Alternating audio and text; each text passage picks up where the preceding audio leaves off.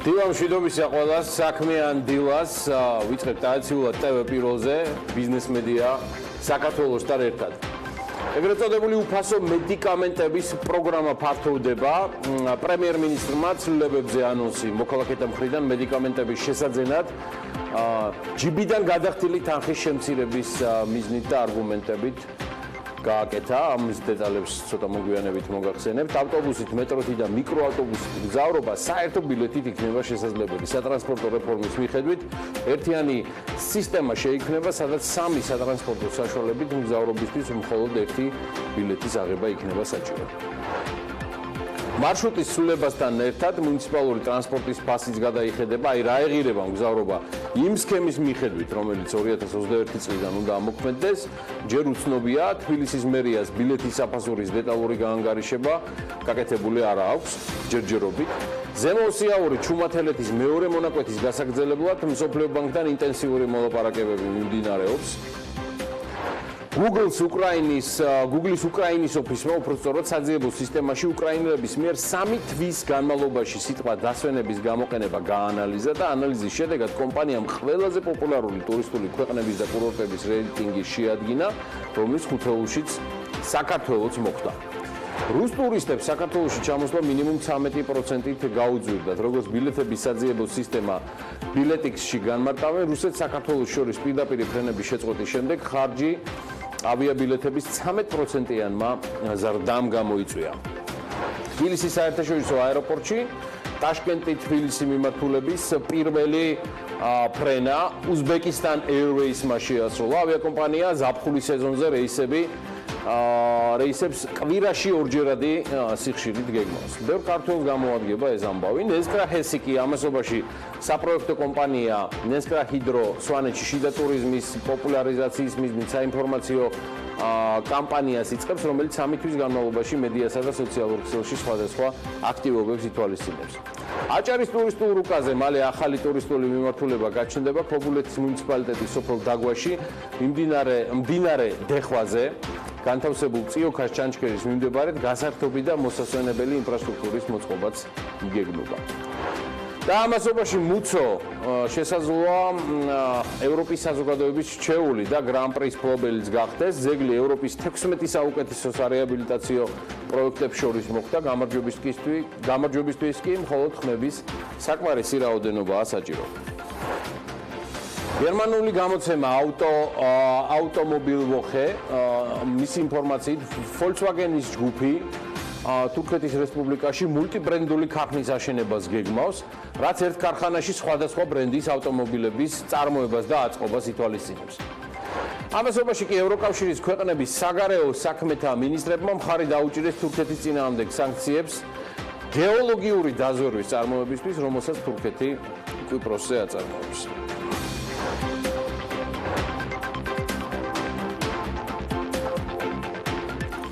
დილა მშვიდობის ყველას, მოგესალმებით, მე გიორგი საკაძე ვარ, წარმოგიდგენთ ანა ლაპიაშვილს, რომელიც დღეს დილიდან საეჭვო მდგომარეობაშია, ეთყობა პროლოგის განმავლობაში აპირებს ძალიან ბევრი და სერიოზული ამბები მოგიყვეთ. შესაბამისად გაგვანათლოს კიდეც, მეც მივბაძე რა, მას გადავწყვიტე განათლების თემით დავიწყოთ ეს 4 შაბათი დღე. მე ყველას წარმატებულ და ბედნიერ დღეს გისურვებ, დღეს 17 ივლისია. და თემა არის კითხვაზე პასუხობს თუ არა განათლების მართვის ინფორმაციული სისტემა მოსწავლის, მშობლისა და მასწავლებლის საჭიროებებს. და ამ პასუხის ძიებაში აუდიტის სამსახურმა მორიგი მოკვლევა ჩაატარა და შესაბამისი ბლოგიც გამოაქვეყნა, რომელიც დარწმუნებული ვარ საინტერესო, მნიშვნელოვანი და გასათვალისწინებელი იქნება განათლების სამინისტროსთვისაც, რომელზეც ცხადია ველით ამ თემაზეც გამოხმაურებას. მოკლედ განსაკუთრებულს არაფერს არ ვიტყვის თუ გავიმეორებთ, რომ ცენტრალიზებული და სრულყოფილი ინფორმაციული სისტემა ხარისხიანი და ხელმისაწვდომი განათლების მართვის მნიშვნელოვანი კომპონენტია და ეგრეთ წოდებული ისკულის, ანუ განათლების მართვის ინფორმაციული სისტემის დანერგვა საქართველოს სკოლებში დაწყებული არის 2015 წლიდან და ბოლო მონაცემებით პროგრამაში ჩაერთო 2095 საჯარო და 228 კერძო სკოლა. ამ სისტემაში თავმოყრილი უნდა იყოს ყველა სასწავლო დაწესებულებიდან ცენტრალიზებული მიღებული ინფორმაცია მოსწავლის სკოლამდელი ასაკიდან უმაღლესი განათლების ჩათვლით. მოკლედ, სახელმწიფო აუდიტის სამსახურმა შეისწავლა რამდენად ეფექტიანია განათლების მართვის ინფორმაციული სისტემა და შეესაბამება თუ არა არსებული პრაქტიკა თანამედროვე სტანდარტებს. აუდიტორული კვლევის შედეგის მიხედვით საქართველოში განათლების მართვის ინფორმაციული სისტემა მოიცავს საუკეთესო პრაქტიკით განსაზღვრული ინფორმაციის მხოლოდ 50%-ს, რაც გამოწვეულია იმით, რომ ის სკოლის შექმნის პროცესი როგორც აუდიტის სამსახური ამბობს, არათანამიმდევრულია და მასში პროექტის მართვის ძირეული პრინციპები არ არის გათვალისწინებული. აუდიტის ანგარიშს თუ ჩაუღრმავდებით, განათლების მართვის ინფორმაციული სისტემა კვლავ ამონარიდი აერთიანებს მხოლოდ პერსონალურ მონაცემებს მოსწავლეებისა და მშობლების, პედაგოგების და მთლიანად სკოლის ადმინისტრაციის შესახებ, ასევე ინფორმაციას მოსწავლეთა საერთო რაოდენობისა და მათ სოციალურ ეკონომიკურ მდგომარეობაზე, მაგრამ არ ითვალისწინებს ისეთ მნიშვნელოვან მონაცემებს, როგორიც არის მოზარდების აკადემიური შედეგები, მათი ჯანმრთელობის ისტორია, ანუ გადატანილი დაავადებები, ჩატარებული აცრები. მოკლედ, სისტემის ერთ-ერთი მთავარი ხარვეზი უკავშირდება სწორედ ის სკოლის მოდულის, ანუ ელექტრონული ჟურნალის, e-journalis, უკაცრავად ფუნქციონალის გამომართაობას. ეს რასაც აუდიტის სამსახური ადასტურებს. საუკეთესო პრაქტიკის მიხედვით კი, სწორედ ელექტრონული ჟურნალი უნდა უზრუნველყოფდეს სწავლების ელექტრონული განრიგის შედგენა მართვას, მოსწავლეების გაკვეთილზე დასწრების, აკადემიური მოსწრების, ელექტრონულ კონტროლს, შეფასებების ავტომატურ კალკულაციას და ანგარიშგების წარმოებას. რაც მთავარია, მშობლებს უნდა შეეძლოთ სკოლაში მისვლის გარეშე ელექტრონულად ადევნონ თვალყური, როგორც სწავლობენ მათი შვილები, ან ესწრებიან თუ არა ზოგადად გაკვეთილებს. ეს რომ ასე არ არის აუდიტის სამსახურის გარეშეც ალბათ მშობლების უმრავლესობა დაადასტურებდა და სწორედ ამიტომაც გახდა საჭირო და საინტერესო სწორედ ამ ანგარიშის გაკეთება, რომელიც აუდიტის სამსახურმა მოამზადა. თავად ეს ელექტრონული ჟურნალი ზოგადად საქართველოში 2016 წლიდან საპილოტო რეჟიმში ამოქმედა და სკოლების მხოლოდ 16%-ში არის ამ დროისათვის დანერგილი, ანუ რაოდენობრივად ეს გამოდის 325 საჯარო სკოლა. როგორც აღმოჩნდა, ნაცვლად იმისა, რომ ეს შესაძლებლობა უზრუნველყოფდეს სრულფასოვან კომუნიკაციას სკოლას, მშობელსა და მოსწავლეს შორის, სინამდვილეში მხოლოდ ხელმისაწვდომი არის მასწავლებლებისა და ადმინისტრაციისათვის და არა მშობლებისათვის. ანუ სისტემა ფაქტობრივად გამართული არ არის. მშობლებს არ აქვთ ცდომა ელექტრონულ ჟურნალზე და შესაბამისად მათ არ შეუძლიათ, რომ ონლაინ რეჟიმში შვილების ნიშნებს გაეცნონ, დავალებებს, დასწრებას, გაცდენებს და სხვადასხვა მნიშვნელოვან ინფორმაციას, რაც მათ მოსწრებას უკავშირდება. ისიც მნიშვნელოვანი ფაქტია, რომ საპილოტო პროექტს, რომელშიც მონაწილეობა ნებაყოფლობითი არის და თავად სკოლამ უნდა გამოთქვას ეს სურვილიც, ხშირად პროგრამაში ჩართული სკოლები უკვე არსებული სკოლები ეთიშებიან, რაც აუდიტორების შეფასებით ელექტრონული ჟურნალის მოდულის ფუნქციონალის გაუმართაობას და მასზე ცდომის შეზღუდვასთან არის დაკავშირებული. მათ შორის აქ მნიშვნელოვანი კომპონენტი ინფრასტრუქტურის გამართულობაც არის, იმიტომ რომ სკოლები ხშირად ამ ახალ მოდულში ჩართვაზე უარს ამბობენ, სწორედ იქიდან გამომდინარე, რომ ტექნიკა უბრალოდ არ აქვს საკმარისი. ხო, საბედნიეროდ აქაც არსებობს გამონაკლისები და იგივე აუდიტის სამსახურის მიერ შესწავლილი მასალებით რამდენიმე საჯარო სკოლამ, რომელმაც ელექტრონული ჟურნალის შესაძლებლობები დაინახა, საკუთარი სახსრებით შეიძინა კერძო სკოლებში კარგად აპრობირებული ქართული პროგრამული უზრუნველყოფის პროდუქტი, schoolbooks-ია საუბარი და ამით მშობლებს შესაძლებლობა მისცა ელექტრონულად გაეცნონ შვილების აკადემიურ მოსწრებას და სასკოლო სიახლეებს. ერთი სიახლეც, რომელიც ინფორმაციული სისტემის მუშაობას აფერხებს, გახდათ ის, რომ არ შესრულდა ეგრეთ წოდებული ვალდებულება ის სკოლის მიმართულებით დასაქმებული პერსონალის გადამზადებისა და მათი უნარების გაუმჯობესების მიზნით. რატომ არის ამ სისტემის შეფასება მნიშვნელოვანი და ჩვენთვის საინტერესო? ბევრჯერ ვისაუბრეთ განათლების სფეროსათვის გასანაწილებელი თანხების მოცულობის ზრდაზე და მიღებულ გადაწყვეტილებაზე, რომელიც საქართველოს პარლამენტმა კანონითაც კი მიიღო. პრემიერმა პროექტის განათლება გზა თავისუფლებისაკენ წარდგენისასვე თქვა, რომ განათლების სფეროში მიმართული დაფინანსება ყოველწლიურად გაიზრდებოდა და 2022 წლისათვის ის უკვე მაქსიმუმს მიაღწევდა. ეს მაქსიმუმი კი მთლიანი შიდა პროდუქტის 6% უნდა იყოს, რაც თითქმის მეოთხედი არის მთლიანი ბიუჯეტისა. ამ გათვლებით ბიუჯეტის განაწილება სპეციალური კანონმდებლობა საგანმანათლებლო აქტით უზრუნველყოფს და თუ ამ ან ნებისმიერ სხვა მთავრობამ ეს აქტი არ შეცვალა, დაფინანსების ნიშნული უწვრელი იქნება.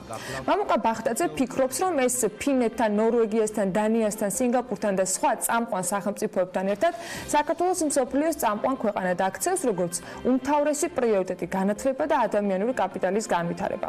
არ ვიცი რა კრიტერიუმებით და როგორ შეიძლება ერთი ხელის მოსმით ამ გეგმის შეფასება, მაგრამ მიზნის მიღწევა, რომ თანხის რაოდენობაზე მეტად ხარისხით და კვალიფიკაციით განისაზღვრება, ეს უმარტივოში ჭეშმარიტება. აქ აუცილებლად უნდა გამოვეხმაურო, რომ დედაენის სკოლებში დაბრუნებასთან დაკავშირებულ გულზე მჯიხს, ოვაციებს და ტაშფანდურს, სიამაყე და იმის მტკიცება, რომ მომავალ თაობას წართმეული დედაენა დაუბრუნეს, კომენტარსაც არ საჭიროებს.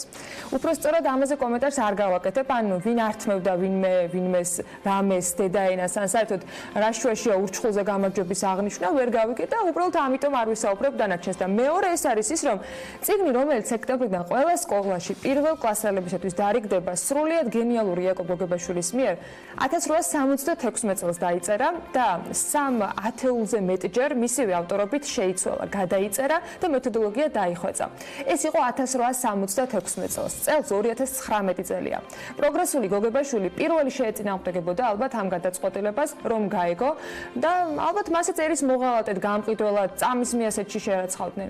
ჩემზე კომპეტენტურმა ადამიანმა უკეთესად თქვეს, რა მნიშვნელობა აქვს ან არ აქვს გოგებაშვილის დედაენის სკოლაში დაბრუნებას და დიდად აღარ შევყვები, თუმცა საამაყო და საზეიმო რომ არაფერია ამაში, უბრალოდ ესეც მინდოდა აღმენიშნა და მით უმეტეს წინა საარჩევნო დაწყებული კამპანია დღეს ზარზე ემით რომ არ აღვექნიშნა. ხო, თან იაკობ გოგებაშვილზე რაღაცა ანამ დაანონსა Forbes კვირისთვის გაემზადეთ, რომ ძალიან საინტერესო ისტორიას მოგიყვებით, ერთ-ერთ ყველაზე წარმატებულ და მინდა გითხრათ შეძლებულ ქართულ გამოჩენილ საზოგადო მოღვაწეზე, რომელიც მართლაც გამორჩეული ადამიანი იყო, მათ შორის თავისი შემოსავლებითაც ეს ცხადია უკავშირდებოდა დედაენის ავტორობასაც, თუმცა იყო ძალიან ბევრი სხვა თემა, რამაც იაკობ გოგებაშვილი გახადა ერთ-ერთი ყველაზე შეძლებული და მდიდარი ქართველი თავის დროზე, რაც ცალსახად საამაყო იყო, არის და იქნება მომავალშიც. კარგიც ვთქვათ, მოდი მსოფლიოს ერთ-ერთი ყველაზე დიდი სამეცნიერო ბაზის Web of Science მონაცემების მიხედვით პოსტსაბჭოთა ქვეყნებს შორის საქართველოს მეცნიერების მკვლევართა პუბლიკაციების ციტირებას ყველაზე მაღალი ინდექსი აქვს. ბაზაში საქართველოსთან განთავსებულია 6112 პუბლიკაცია და ციტირების მაჩვენებელი ეს არის ქულა ამ შემთხვევაში 20.79 მეასეც შეადგენს.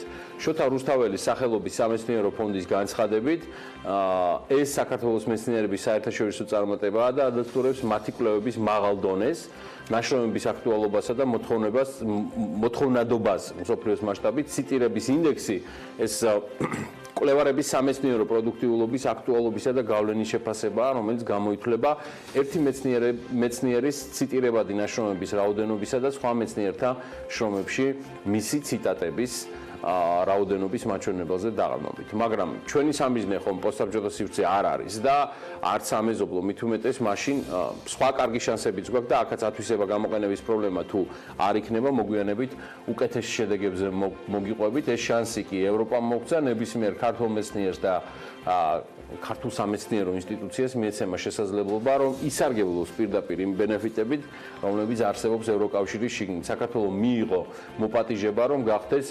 Euro-Access-ის წევრი, რომელიც არის ევროკავშირის ინოვაციებისა და მეცნიერების ორგანიზაცია, რაც ფაქტობრივად ნიშნავს, რომ ქართული მეცნიერების ინტეგრაცია მოხდა ევროკავშირის სივრცეში. მხარეთა მიერ მზაობის გამოხატვის ხელშეკრულება დაახლოებით თვენახევარში, სექტემბერში გაფორმდება.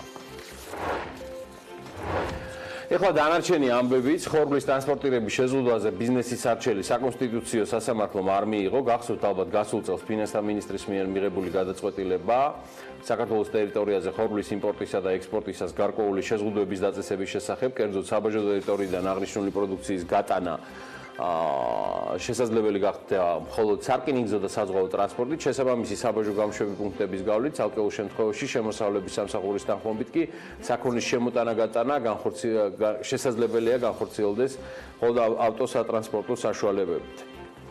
ფინანსთა სამინისტროს აღნიშნულ გადაწყვეტილებას გასული წლის ზაფხულში ავტოსატრანსპორტო საშუალებების მძღოლებისა და ხორბლის ექსპორტ-იმპორტიორების ნაწილის პროტესტი მოყვა, რის შემდეგაც ფინანსთა მინისტრმა გადაწყვეტილების ძალაში შესვლა 1 წლით გადაავადა.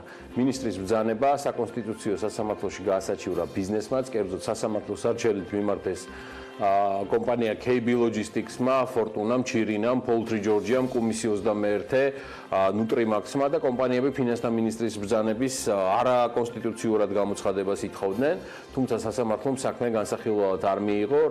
სხვა შორის კომპანიები მიუთითებენ, რომ გადაწყვეტილების ძალაში შესვლის შემდგომ მათ გარკვეულწილად შეეზღუდათ სამეწარმეო საქმიანობა და მოსარჩელე კომპანიებს შორის ამ ჩამოთვლილი კომპანიების გარდა ასევე იყვნენ ხორბლის ექსპორტიორი, იმპორტიორებიც და ასევე კომპანიები, რომელსაც აღნიშნული საქონლის შეძენას ახორციელებენ, ძღოლებიც, რომლებიც მის ტრანსპორტირებას ახდენენ და მათი განმარტებით სადავო ნორმა მეწარმეების ეკონომიკურ საქმიანობას მნიშვნელოვან ზიანს აყენებს, რადგან უფრო უძვირდებათ პროდუქციის წარმოების ხარჯები, რაც თავის მხრივ მათ მიერ წარმოებულ პროდუქციაზე ღირებულების ზრდა 20-25%-ით გამოიწვევს.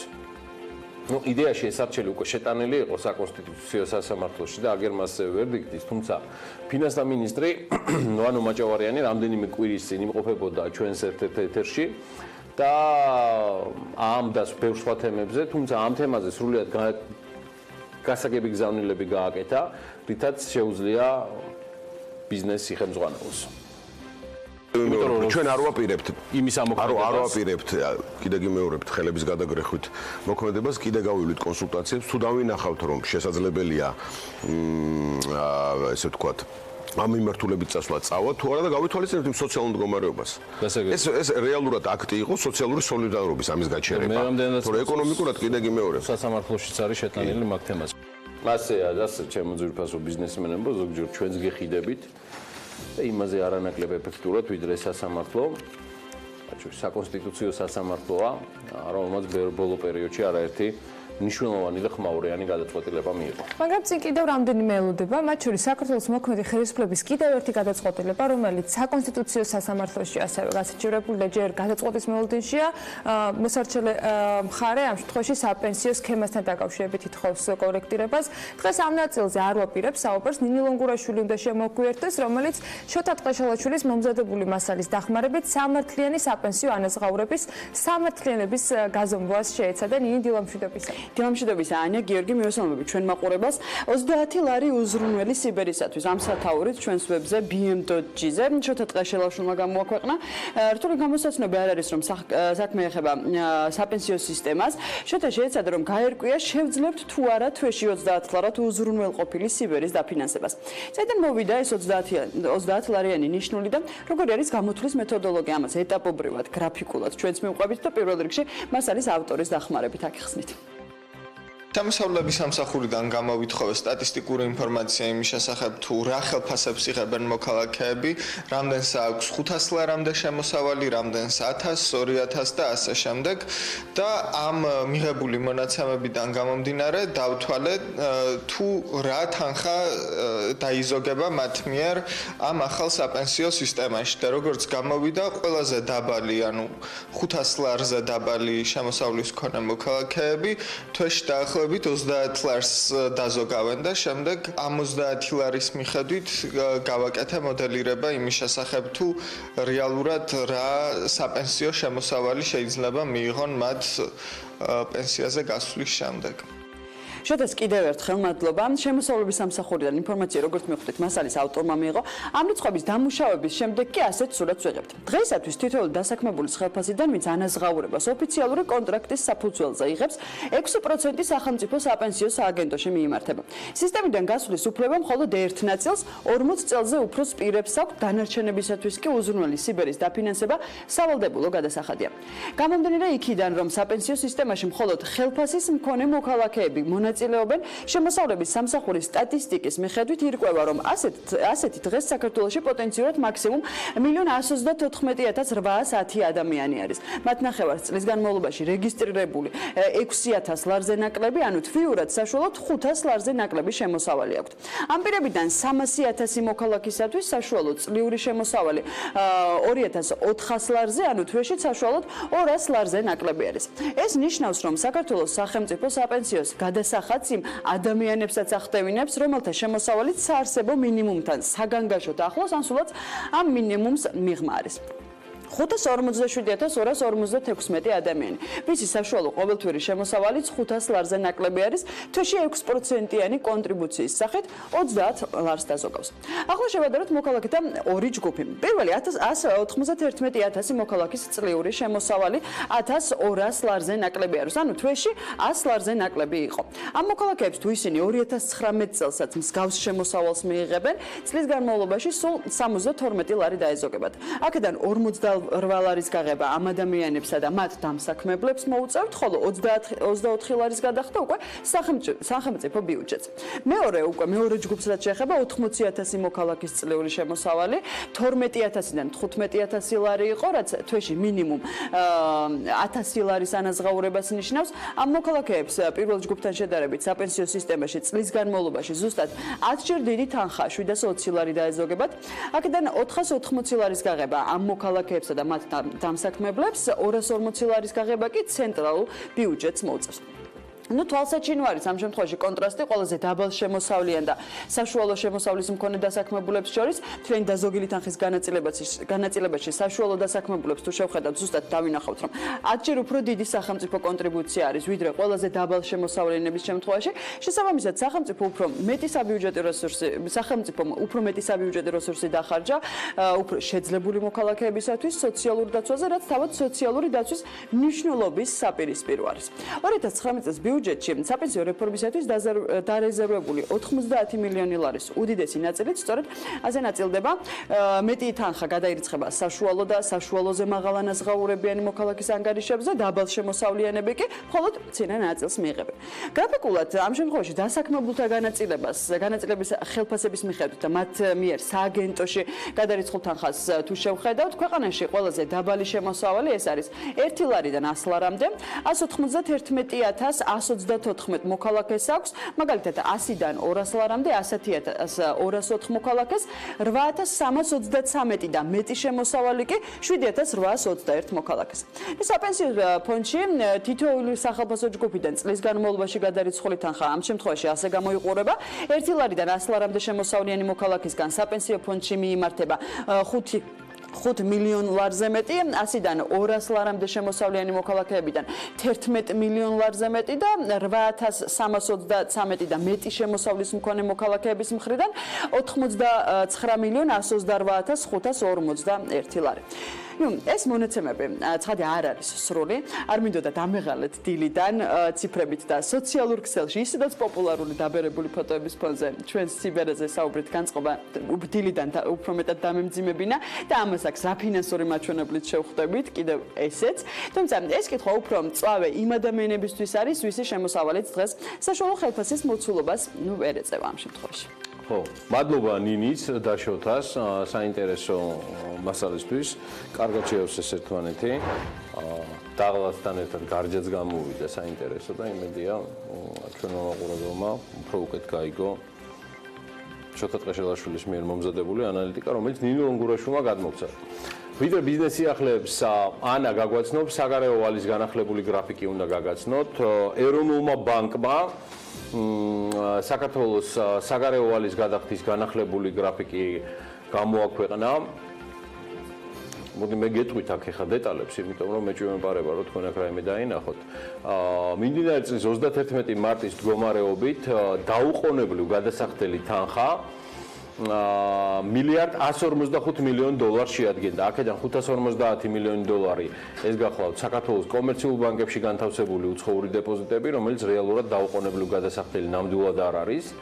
მესამე კვარტალში, ანუ საუბარია ივლისი-სექტემბერზე $1,142 მილიoni საგარეო ვალია დასაფარი და წლის ბოლომდე მესამე და მეოთხე კვარტალში კი ჯამში გამოდის რომ $2,080 მილიoni საგარეო ვალის გადახდა იქნება საჭირო და აქედან უმეტესი ნაწილი, ანუ საუბარი არის 88%-ზე კერძო სექტორის საგარეო ვალია.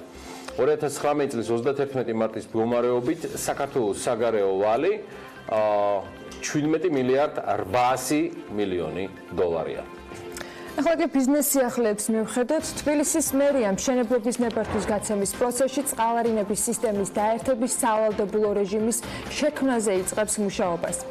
თბილისის მერის კახაკალაძის განცხადებით, მიწათსარგებლობის გენერალური გეგმის თანახმად წარმოდგენილი რეკომენდაციებით, როდესაც საქმე კერძო საკუთრებაში არსებულ მიწის ნაკვეთების ზონირების კორექტირებას ეხება, მუნიციპალიტეტს რამდენიმე მიმართულებით მსჯელობა შეეძლება. ერომანი თბილისი ბანკი 2019 წლის საუკეთესო ბანკად დაასახელა, 2011 წლიდან მოყოლებული ბანკი ერომანის მიერ 8-ჯერ დასახელდა საუკეთესო ბანკად საქართველოში. პრემიერ-მინისტრ კერძო სექტორის შეფასება რუსული ემბარგოს საპასუხო გეგმაზე და საპასუხო ნაბიჯებზე კომუნიკაციის ნაკლებობასთან დაკავშირებით უკვირს. მამუკა ბახტაძემ BMG-ის კითხვის საპასუხოდ თქვა, რომ საკრედიტო საგარანტიო ფონდი, რომელიც საერთაშორისო პარტნიორებთან ერთად იმუშავებს, ტურისტულ პროექტებს დაეხმარება იმისათვის, რომ შემოსავლების შესაძლო კლების შემთხვევაში გადაზღვეული იყოს და სამუშაო ადგილები არ დაიკარგოს. პრემიერის შეფასებით, თუ ბოლო წლების მონაცემებს ჩავხედავთ, აღარ რჩება კითხვა მთავრობის მხრიდან დივერსიფიკაციისათვის გაწეულ სამუშაოსთან დაკავშირებით. ჩვენ ავამოქმედებთ ძალიან მნიშვნელოვან ინსტრუმენტს, მათ დიდი ნაწილს აქვს სამეფო სასხები აღებული იმისთვის, რომ განევითარებია შესაბამისი ინფრასტრუქტურა და მოხდება ამ პროცენტების თანადაფინანსება პირველი. მეორე, იქიდან გამომდინარე, რომ ტურიზმი იყო ყველაზე სწრაფად მზარდი სექტორი საქართველოში, ძალიან ბევრ მეწარმეს ჰქონდა გეგმა, რომ ან გაეფართოვებინა თავისი სასტუმრო, ან მოეხდინა ახალი სასტუმროს მშენებლობა. კიდევ ერთხელ მსურს მე ხაზი გავუსვა, ჩვენ საუბრობთ მცირე და საშუალო სასტუმროებზე. შესაბამისად, ის მექანიზმი, რომელიც ჩვენ შევქმნით ევროკავშირთან ერთად და თქვენ აღნიშნეთ, აღმოსავლეთ პარტნიორობის ფორუმი, სწორედ ევროპულ ინსტიტუტებთან თანამშრომლობით შევძელით ჩვენ ამ ინსტრუმენტის შექმნა. ეს არის საკრედიტო საგარანტიო სქემა, ის იქნება სრულად მიმართული ჩვენს მეწარმეებზე, რომლებიც დასაქმებული არიან სასტუმრო სექტორში. მეორე რაც ასევე გაჟღერდა, ეს უკვე შეეხება იმ შემთხვევებს, როდესაც კონკრეტულ ტურისტულ ბიზნესებს, ისევ სასტუმროებს და მათთან დაკავშირებულ ბიზნესებს უნდათ გაფართოება, ან ახალი ასეთი ობიექტის შექმნა, რისთვისაც ასევე მიმართეს ბანკებს, მაგრამ იმის გამო, რომ ისევ და ისევ გამოწვევის წინაშე დადგა ეს ინდუსტრია, შეიძლება უფრო მეტ დროს და მეტ რისკებსთან იყოს დაკავშირებული ეს პროცესი. საკრედიტო საგარანტიო სქემა, რომელიც დამტკიცებული არსებობს ჩვენ სამინისტროს მიმართულებით, იქნება მთლიანად ორიენტირებული ამ ტიპის ბიზნესებზე და მათ მომსახურება იმ თვალსაზრისით, რომ დამატებით უზრუნველყოფა შესთავაზებს ბანკებს, იმისთვის, რომ არ გაჩერდეს არა მარტო არსებული ბიზნესები, არამედ მათი გაფართოება და პერსპექტიული პროექტებიც დაფინანსდეს. 2019 წელს ტურიზმის ადმინისტრაციას რუსეთის ტურისტულ ბაზარზე ნულოვანი დანახარჯი აქვს. ეს განცხადება დღის პირველ ნახევარში გუშინ ტურიზმის ეროვნულმა ადმინისტრაციამ გაავრცელა. მარიამ ქრივიშვილმა აღნიშნა, რომ 2013-2019 წლების პერიოდში ტურიზმის ეროვნულმა ადმინისტრაციამ ქვეყნის სწორი პოზიციონირების და ტურისტების მოზიდვის მიზნით საერთაშორისო ბაზარზე ჯამში 70,707,893 ლარზე მეტი დახარჯა. რუსულ ბაზარზე კი 13 მილიონი ლარი იყო დახარჯული, რაც მთლიანი ხარჯის მხოლოდ 18,6%-ია. ამავე თემაზე უკვე საღამოს პრემიერ-მინისტრმა BMG-ის მიერ დასმული კითხვის საპასუხოდ თქვა, რომ რუსულ ბაზარზე დახარჯული თანხიდან საქართველოს შესაბამისი უკუგება ნახა და აქედან გამომდინარე გაწეული ხარჯი მამუკა ბახტაძის შეფასებით იყო სწორი. ჩვენ ამბულად არ გვაქვს იმისი განცდა, რომ კომუნიკაციის ნაკლებობა ამ სექტორთან, უფრო მეტიც, ყველაზე მეტად გვაქვს მათთან. ჩვენ ინტენსიური კომუნიკაცია, იმიტომ რომ ეს არის საზოგადოება, რომელსაც ყველაზე მეტად სჭირდება დღეს ხარდაჭერა. რაც შეეხება 13 მილიონს, რომელიც დაიხარჯა მარკეტინგისთვის რუსეთში, თქვენ იცით ეს რამდენი პროცენტია საერთო ბიუჯეტის? დაახლოებით 18% არის მარკეტინგის ბიუჯეტის. ანაკლის ელექტრონული მუსიკის ფესტივალი ანაკლი ჰოვევსი ბიუჯეტიდან 2,599,600 ლარით ფინანსდება. მთავრობის განკარგულების მიხედვით თანხა პროექტ ჩეკინ ჯორჯიას ფარგლებში საჯარო სამართლის იურიდიული პირის შემოქმედებითი საქართველოს მიერ გამოიყოფა. ამავე განკარგულებაში მითითებულია, რომ ფესტივალი ტურისტულად მნიშვნელოვანი კულტურული ღონისძიებაა. ელექტრონული მუსიკის ფესტივალი 22-დან 25 აგვისტოს პერიოდში ჩატარდება. თბილისის მერიის ინიციატივით ბაზალეთში ახალგაზრდული ბანაკები თბილისის გარშემო ლაშქრობები მოეწყობა. დედაქალაქის მერმა დედაქალაქის მთავრობის ხტომაზე თქვა, რომ ახალგაზრდული პროექტები, რომელთა მიზანიც ცხოვრების ჯანსაღი წესის პოპულარიზაცია, ტრადიციულად წელსაც განხორციელდება. ამ პროგრამის მონაწილეთა რეგისტრაცია კი 20 ივლისს მერიის ვებგვერდზე დაიწყება და 30 ივლისამდე გაგრძელდება. საქართველოს საგარეო ვაჭრობაში საზღვაო ტრანსპორტის წილი გაზარდა. 2018 წლის მონაცემებით საზღვაო გზით ექსპორტზე $1,350 მილიონი პროდუქცია გაგზავნილი. ამავე გზით მიღებულმა იმპორტის მოცულობამ კი $3,180 მილიონი შეადგინა. ოფიციალური მონაცემების მიხედვით ბოლო 3 წლის განმავლობაში საზღვაო გადაზიდვები ზრდის ტრენდს აჩვენებს. მთლიანობაში ექსპორტი 2018 წელს იყო $3,350 მილიონი. საავტომობილო გზით კი $1,600 მილიონი პროდუქცია გადაიზიდა, სარკინიგზო გზით 120 მილიონის და საზღვაო გზით $1,350 მილიონის. ეკონომიკის სამდგრადი განვითარების სამინისტროს წიაღის ეროვნულმა სააგენტომ მსოფლიო ბანკთან თანამშრომლობით პროექტი საბადოთა დახურვა და ეკონომიკური რეგენერაცია დაიწყო. ამ პროექტის განსახორციელებლად საკონსულტაციო ჯგუფი SRK კონსალტინგია შერჩეული. ამ პროექტის მიზანია სრული და ზუსტი ინფორმაციის მოპოვება, რომელიც მიტოვებული ან დასახურად მომზადებული საბადოების ამჟამინდელ მდგომარეობას ასახავს. კვლევის ფარგლებში მოხდება მიტოვებულ საბადოთა აღრიცხვა და რისკის შემცველ საკითხთა იდენტიფიკაცია. ასევე ინსტიტუციური და მარეგულირებელი ხარვეზების გამოვლენა, შემდგომში ზოგადი პრინციპების და სტანდარტების შემუშავების მიზნით. შედეგად, ჩამოყალიბდება საბადოთა დახურვის და სამთო მოპოვებითი ფართობის რეკულტივაციისა და რეგენერაციის სახელმწიფო ჩარჩოც. ხმაური და სიტყველი დაპირისპირება იყო ბათუმის საკრებულოში გუშინ, სადაც დეპუტატებმა ხმაურის ფონზე გადაწყვეტილება მიიღეს დაიწყოს საქმის წარმოება რივიერას განაშენიანების პროექტზე. ამ გადაწყვეტილებას საკრებულოში ნაციონალური მოძრაობის და მოქალაქეთა ჯგუფისაგან ხმაური მოყვა. ოპოზიციამ მმართველი გუნდი რეგლამენტის დარღვევაში დაადანაშაულა და პროტესტი მაგიდაზე ხელების ბრახუნით გამოხატა. პროექტის მოწინააღმდეგეებს 11-12 მარტის მოვლენების დროს დაკავებული მერაბ ღოღობერიძე დაუპირისპირდა. მან ოპოზიცია ქალაქის განვითარების ხელის შეშლაში დაადანაშაულა. გადაწყვეტილების შემდეგ კი უკვე მოქალაქეებმა სხდომათა დარბაზი დატოვეს. რივიერა ანბანის კოშკის მიმდებარე ტერიტორიაზე 5 სათავმჯენის აშენებას ითვალისწინებს. ტრიბუნასთან ჯერ კიდევ დგას შოთა გუჯა. თელავის მუნიციპალიტეტის საკრებულომ კი რეგიონებში განსახორციელებელი პროექტების ფონდისათვის წარსადგენი პროექტები განიხილა და მხარი დაუჭირა. 2020 წელს თელავის მუნიციპალიტეტში 60-ზე მეტი ინფრასტრუქტურული პროექტის განხორციელებაა დაგეგმილი, რისთვისაც დაახლოებით 11 მილიონი ლარია საჭირო. პროექტები მოიცავს გარეგანათების მოწყობას, გზების, წყალმომარაგების სისტემისა და სააღრდელო დაწესებულებების რეაბილიტაციას. ახალციხის ნომერ 1, 3, 5 და 6 საბავშვო ბაღებისა და მე-7 საჯარო სკოლის შენობაში ენერგოეფექტურობის გაუმჯობესების და განახლებადი ალტერნატიული ენერგიის გამოყენებისათვის პროექტი განხორციელდება. ტენდერს მუნიციპალური განვითარების ფონდი $1,321,300 ლარზე აცხადებს. ამ სამუშაოების მიზანია ენერგეტიკული რესურსების მოხმარების შემცირება და პერსონალის და მოსწავლეთა პირობების გაუმჯობესება, რასაც ენერგოდამზოგავი ღონისძიებების დანერგვით მიაღწევენ. ორგანიზატორები აღნიშნავენ, რომ ენერგოეფექტურობის შენობაში დანერგვა ბიუჯეტის სახსრების დაზოგვას და ატმოსფეროში მავნე ნივთიერებების ემისიის შემცირებას ხელს შეუწყობს. Silk Road ჯგუფი წინანდალში $4 მილიონი ინვესტიციას განახორციელებს. BMG Silk Road ჯგუფში უთხრას, რომ ეს იქნება ახალი სამსართულიანი სასტუმრო პარკ ჰოტელი, რომელიც წინანდლის მამულში ალექსანდრე ჭავჭავაძის სახლ-მუზეუმის მიმდებარე ტერიტორიაზე განთავსდება. ეს არის 70 ნომრიანი სასტუმრო პარკ ჰოტელი, რომელიც შედარებით დაბალ ბიუჯეტიანი იქნება, ვიდრე მაგალითად Redison Collection-ი, რომელიც წინანდლის მამულში შემოდგომაზე გაიხსნა. Silk Road ჯგუფში განმარტავენ, რომ სასტუმროს პირველ სართულზე მუსიკალური აკადემიისათვის განკუთვნილი მუსიკალური ინსტრუმენტებით აღჭურვილი ოთახებიც მოეწყობა, სადაც რეპეტიციები და მასტერ-კლასები გაიმართება. სათამაშოების უსაფრთხოების შესახებ რეგლამენტის მიღება კი პროდუქციას 5-დან 10%-მდე გააძვირებს. ეს BMG-ს თამაშობანას თანადამფუძნებელმა უთხრა.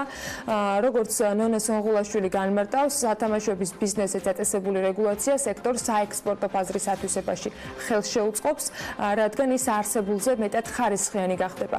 აი რაც შეეხება ქართულ მწარმოებლებს, თამაშობანას თანადამფუძნებელი ამბობს, რომ მათი მთავარი პრობლემა ქვეყანაში სათამაშოების ხარისხის შემოწმებისათვის საჭირო ლაბორატორიების არარსებობა, საზღვარგარეთ კი პროდუქციის გამოკვლევა მნიშვნელოვნად გააძვირებს მის ფასს. 1987 წელს დედამიწაზე მოსახლეობის რაოდენობამ 5 მილიარდს მიაღწია. ამის შემდეგ უკვე გაერთიანებული ერების ორგანიზაცია ყოველ წელს 11 ივლისს მსოფლიო მოსახლეობის დღეს აღნიშნავს. ბიზნეს ინსაიდერმა დაწერა იმ 10 ქვეყანაზე, რომლის მოსახლეობაც 1950 წლის შემდეგ მკვეთრად გაიზარდა და ცალკე გამოყო ის 10 ქვეყანა, სადაც 1950 წლის შემდეგ მოსახლეობის ზრდის ყველაზე დაბალი მაჩვენებელია დაფიქსირებული. ამ სიაში საქართველო მე-10 ადგილზეა. დეტალური ინფორმაცია ქვეყნების შესახებ ახლა მარიამ ადამიანმა და ანუკა ჯოხაძემ უნდა გაგვაცნონ დილა მშვიდობისა. ანა მარიამ, მოდი საუბარი ჯერ ყველაზე მზარდი ქვეყნის მოსახლეობით დავიწყოთ და შემდეგ უკვე გადავიდეთ დაბალ მაჩვენებლებზე. მოკლედ, ყველაზე მეტად მოსახლეობა 1950 წლიდან დღემდე არაბთა გაერთიანებულ საემიროებში გაიზარდა. ზრდამ კი 7.8% შეადგინა. განსაკუთრებით კი მოსახლეობის რიცხოვნობა 1970-დან და 2000-იან წლებში გაიზარდა. იმ შემთხვევაში თუ ადამიანმა არაბთა გაერთიანებულ საემიროებში 20 წელი იცხოვრა, ამ დროის განმავლობაში მას არანაირი დანაშაული არ ჩაუდენია და საუბრობს არაბულ ენაზე, მას შეუძლია თამამად მოითხოვოს ქვეყნის მოქალაქეობა.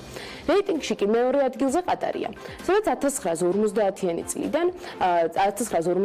წლებიდან მოსახლეობა დაახლოებით 6.78%-ით გაიზარდა. ანკა, შენ მანამდე ახსენე არაბთა გაერთიანებულ საამიროებში მოსახლეობის მატების მიზეზად მოქალაქეობის მიღების გამარტივებული წესები. რა ხდება ამ კუთხით ყატარში? რამ განაპირობა განსაკუთრებული ზრდა ამ ქვეყანაში? მარიამ, ზარდი სტატისტიკა 2022 წელს ყატარში დაგეგმილ FIFA-ს მსოფლიო ჩემპიონატს უკავშირდება. 2010 წლიდან მას შემდეგ, რაც ჩემპიონატის დრო და ადგილი დაანონსდა, ყატარში ყველაზე მეტი შრომითი მიგრანტი ჩავიდა, რათა ადგილზე სტადიონის ინფრასტრუქტურა მოწყობილიყო. თუ 2003 წელს მოსახლეობის რაოდენობა 700,000-ზე ნაკლები იყო, 2016 წელს ყატარის მოსახლეობის რაოდენობამ 2.5 მილიონს მიაღწია. ყატარს კი ერთი პოზიცია დასავლეთ საჰარა ჩამორჩება, სადაც მოსახლეობა გასული საუკუნის შემდეგ 5.39%-ით არის გაზრდილი. ზრდის ტენდენცია ამ მიმართულებით ჩრდილო-დასავლეთ აფრიკის ამსადავო ტერიტორიაზე ტოვილების რაოდენობის ზრდას უკავშირდება. საჰარაში ცხოვრებისთვის მსურველებს ფულს, სხვადასხვა სუბსიდიებს და საგადასახადო შეღავათებს თავაზობენ. ბიზნეს ინსაიდერის რეიტინგში კი მე-4 ადგილზე კუნძული სენტ-მარტინია, რომელიც ნიდერლანდებს ეკუთვნის. კუნძულზე მოსახლეობის რაოდენობა 1950 წლიდან დღემდე 4.79%-ით გაიზარდა. ეს კუნძული მსოფლიოში ცნობილია თავისი სანაპიროებით და შემოსავლის ძირითად წყაროდ ტურიზმი მიიჩნევა. ყოველწლიურად სენტ-მარტინს მილიონზე მეტი ტურისტი სტუმრობს, რამაც მოსახლეობის რაოდენობის ზრდაც გამოიწვია. ხუთეულს კი ქუვეითი ასრულებს, რომლის მოსახლეობაც გასული საუკუნის შემდეგ 4.76%-ით არის გაზრდილი. მიზეზად კი სამუშაო ძალის იმპორტი სახელდება. ანკა, თუ გვაქვს ინფორმაცია იმის შესახებ, თუ რომელი ქვეყნების შრომითი მიგრანტები მიმართავენ ყველაზე ხშირად ქუვეითს? მარიამ, ყველაზე ხშირად ქუვეითს ინდოეთიდან, შრი-ლანკიდან, ბანგლადეშიდან და ფილიპინებიდან სამუშაო საძიებლად წამოსული მიგრანტები მიმართავენ, რომლებიც ქუვეითში ძირითადად მომსახურების და სამშენებლო სექტორებში არიან დასაქმებულები. მოსახლეობა ასევე გაიზარდა იორდანიაშიც, სადაც ზრდამ 4.36%-ით შეადგინა. 2015 წლებში იორდანიის მოსახლეობა 87%-ით გაიზარდა. იორდანიას კი ისეთი ქვეყნები მოსდევს, როგორებიცაა მაიოტა, ჯიბუტი, ბაჰრეინი, სენ-მარტენი. ეს რაც შეეხება იმ ქვეყნებს, რომელთა მოსახლეობაც ყველაზე მეტად 1950 წლის შემდეგ გაიზარდა, ხოლო რომელი ქვეყნების მოსახლეობა შემცირდა გასული საუკუნიდან მოყოლებული, ამის შესახებ კი უკვე მეტ ინფორმაციას დარწმუნებული მარიამ ადამიანმა. ვისაუბრებ, დღეს დედამიწის მოსახლეობა 7.7 მილიარდ ადამიანს შეადგენს. ტოვილების კრიზისის, დასაქმების შესაძლებლობების სრულებების, ომისა და გვალვების გავლენით ზოგიერთ ქვეყანაში მოსახლეობის რაოდენობა სწრაფად იმატებს, ზოგან კი იკლებს. თუ კი სტატისტიკას გადავხედავთ, მოსახლეობის ზრდის ყველაზე დაბალი მაჩვენებელი და ამავდროულად კლება საშუალოდ -1.51%-ით წყნარ ოკეანეში მდებარე კუნძულოვან სახელმწიფოში ნიუ-იორკში დაფიქსირდა ნიუ-იორკის მოსახლეობა მრავალრიცხოვანი არასდროს ყოფილა, თუმცა 1960 წლიდან 5000-დან 1600-მდე შემცირდა მოსახლეობა. მიზეზად მიგრაციას სახელდება ნიუ-იორკის მოსახლეობის უმრავლესობა ახალ ზელანდიაში მიდის სამუშაოდ, ამიტომ ნიუ-იორკის მოქალაქეები ავტომატურად ახალი ზელანდიის მოქალაქეებიც არიან. ანალოგიური მიზეზებით ტოვებენ ადამიანები ტოკელაუს და საცხოვრებლად სამოაში და ახალ ზელანდიაში ნაწილდებიან, ამიტომაც მოსახლეობის კლების სტატისტიკაში 0.21%-ით სახელდება ქვეყანა. აქვე ანუკა შენ დაასახელე, რომ ადამიანთა უმეტესობა უკეთესი ცხოვრებისა და სწორედ მომავლის შექმნის მიზნით თანხმდება ემიგრაციას და ტოვებს სამშობლოს. თუმცა რეიტინგში მოხვედრილი ქვეყნების შემთხვევაში თუ გვაქვს მიზეზად, მაგალითად ბუნებრივი კატასტროფების შედეგად ქვეყნის დატოვების შემთხვევები გასახელდება. ასეთი შემთხვევებიც არის და მაგალითად მონსერატში ზუსტად 1995 წელს დაცალა მოსახლეობამ ტერიტორია.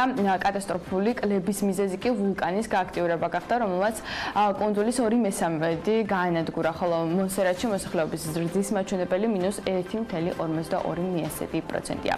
ქვეყნები მოსახლეობის ზრდის დაბალი მაჩვენებლით ამ სტატისტიკაში მეოთხე ადგილზე სახელდება ვატიკანი, სადაც ძირითადად მღვდლები და მონაზვნები ცხოვრობენ, შეფასება კი უკიდურესად შემცირებულია. ემიგრაციის მიზეზით მცირდება ადამიანების რაოდენობა ბულგარეთშიც, თუ კი ევროკავშირის მასშტაბით გადავხედავთ ქვეყნებს, შეიძლება ითქვას, რომ აქ ყველაზე დაბალია საშუალო ხელფასი და პენსია, ხოლო 40% სიღარიბის ზღვარზეა ამ ტერიტორიაზე, ამიტომაც მოსახლეობის ზრდის მაჩვენებლით 0.6%-ით ის რეიტინგის ხუთეულშია. ემიგრაცია და დაბალი შეფასება მიზეზი მოსახლეობის კლების ლატვიაში და ლიტვაშიც.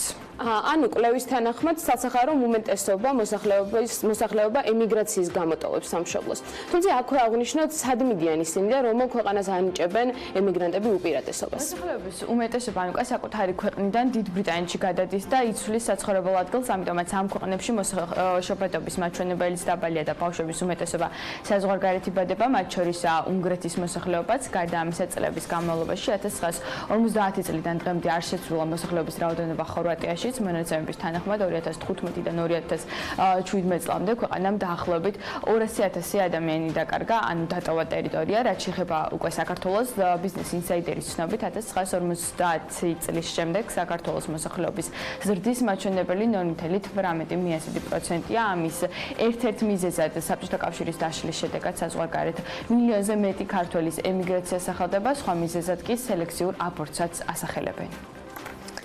მნიშვნელოვანი თემა არის, რომელიც გაგრძელებაც ალბათ კიდევ შეიძლება, მათ შორის აბორტებთან დაკავშირებით და ალბათ ქვეყნისთვის ერთ-ერთი სტრატეგიული თემაც უნდა იყოს. მადლობა ანუკას და მარიამის მიმოხილვისათვის. ჩვენ კი ახლა ამიდის პროგნოზის დრო გვაქვს გარემოს ეროვნული სააგენტო გვაწვდის ტრადიციულად ინფორმაციას და მათივე ცნობით ამინდი გამპრობებული იქნება ამერიკავკასიის ჩრდილოეთიდან მოქმედი შედარებით ცივი და სამხრეთიდან გავრცელებული ცხელი ჰაერის მასების ურთიერთქმედებით. მოსალოდნელი არის დრო გამოშვებით ღრუბლიანობის მომატება, დღის მეორე ნახევრიდან იქნება ხანმოკლე წვიმა და ელჭექი, აღმოსავლეთ საქართველოში კი ზოგან შესაძლოა იყოს სეტყვაც, იქროლებს დასავლეთის მიმართულების ქარიც. სოხუმში 29 გრადუსი იქნება, ბათუმსა და ქობულეთში 28, ქუთაისში 31, ქუთაისსა და ზუგდიდში 29 გრადუსი, ოზურგეთში 31 გრადუსი დაფიქსირდება, ონში 28, გორში 31 და ცხინვალში 30 გრადუსია ნავარაუდები. დღის მეორე ნახევრიდან ხანმოკლე წვიმა მოსალოდნელი მარნეულში და 34 გრადუსი, რუსთავში 35, ახალციხესა და ბორჯომში 29, ბაკურიანში 22, ახალქალაქში 25, სტეფანწმინდაში 20 და თელავში 33 გრადუსი. თბილისს რაც შეეხება დღის განმავლობაში მოიმატებს ღრუბლიანობა, დღის მეორე ნახევრიდან შესაძლოა იყოს ხანმოკლე წვიმა ელჭექით და იქროლებს ჩრდილო-დასავლეთის მიმართულების ქარიც, ჰაერის მაქსიმალური ტემპერატურა კი 33 გრადუსი იქნება. მოკლედ, ვიდრე სახრიდან გახვალ, დედაქალაქის ცენტრში გადაადგილების მოკლე განახლებული ინსტრუქტაჟიც უნდა შემოგთავაზოთ. ჩინაგან საქმეთა სამინისტროს ინფორმაციით დღეიდან მომდევნო 200 დღის განმავლობაში მტკვრის მარჯვენა სანაპიროდან თამარ მეფის გამზირის მიმართულებით არსებული პანდუსის სრული რეაბილიტაცია იწყება და გადაადგილების მიმართულება იცვლება 11 საათიდან შედის ეს ძალაში და აუცილებლად უნდა გაითვალისწინოთ თუ სამსახურში მიასწარეთ უკან დაბრუნებისას მაინც მტკვრის მარჯვენა სანაპიროდან თამარ მეფის გამზირის მიმართულებით არსებულ პანდუსზე საავტომობილო მოძრაობა იქნება ორმხრივად დაკეტილი. მარჯვენა სანაპიროზე ვახუშტის ხიდიდან ჩამომსვლელი პანდუსიდან თამარ მეფის ხიდის მიმართულებით გზის სავალი ნაწილის ერთ სამოძრაო ზოლში ავტომანქანების გადაადგილება იქნება შეზღუდული. სადგურის მოედნიდან მომავალ ავტომობილებს რაც შეეხება თამარ მეფის ხიდის გავლით ისინი მარჯვენა სანაპიროსაკენ მოძრაობას გმირთა მოედნის გავლით ეგრეთ წოდებული ლაგუნა ვერეს მიმართულებით გააგრძელებენ. მარჯვენა სანაპიროდან ვაკის და საბურთალოსკენ მოძრავი ავტომანქანები ისარგებლებენ ეგრეთ წოდებული ლაგუნა ვერეს მიმდებარე ტერიტორიის გავლით გმირთა მოედანზე არსებული პანდუსებით. ამ სარემონტო სამუშაოების დროს ასევე გზის ამ მონაკვეთზე საავტომობილო მოძრაობას დაარეგულირებს საპატრულო პოლიციის თანამშრომელთა ჯგუფები და შესაბამისად დახმარებისთვის მათაც შეგიძლიათ მიმართოთ ტრადიციულად. ამ ვიდეოგრაფიკას კი სულ მალე ნახავთ ჩვენს Facebook გვერდზე და დილის ინსტრუქტაჟისათვის მე მგონი საინტერესო და მნიშვნელოვანი ინფორმაცია იქნება. მოკლედ ასე ვიწყებთ დღევანდელ დღეს 11 საათიდან შედის ეს ცვლილებები ძალაში დღეიდან მომდევნო 200 დღის განმავლობაში მოკლედ შეცვლილი იქნება საავტომობილო გადაადგილება დანარჩენზე ცოტა მე კიდე გავაახლებთ ინფორმაციას და სხვათაშორის დღეს გვეყოლებიან თბილისის მერის წარმომადგენლები უბრალოდ იმ კომპანიის წარმომადგენლები რომლებიც სწორედ თბილისის დაქსელვასთან დაკავშირებით კვლევას ატარებდნენ თითქმის 1 წლის განმავლობაში და სამოვლო გეგმებზე შევძლებთ საუბარს. ახლა სარეკლამო პაუზა გველდება და პირველ სტუმარს უმასპინძლებთ სულ რამდენიმე წუთში.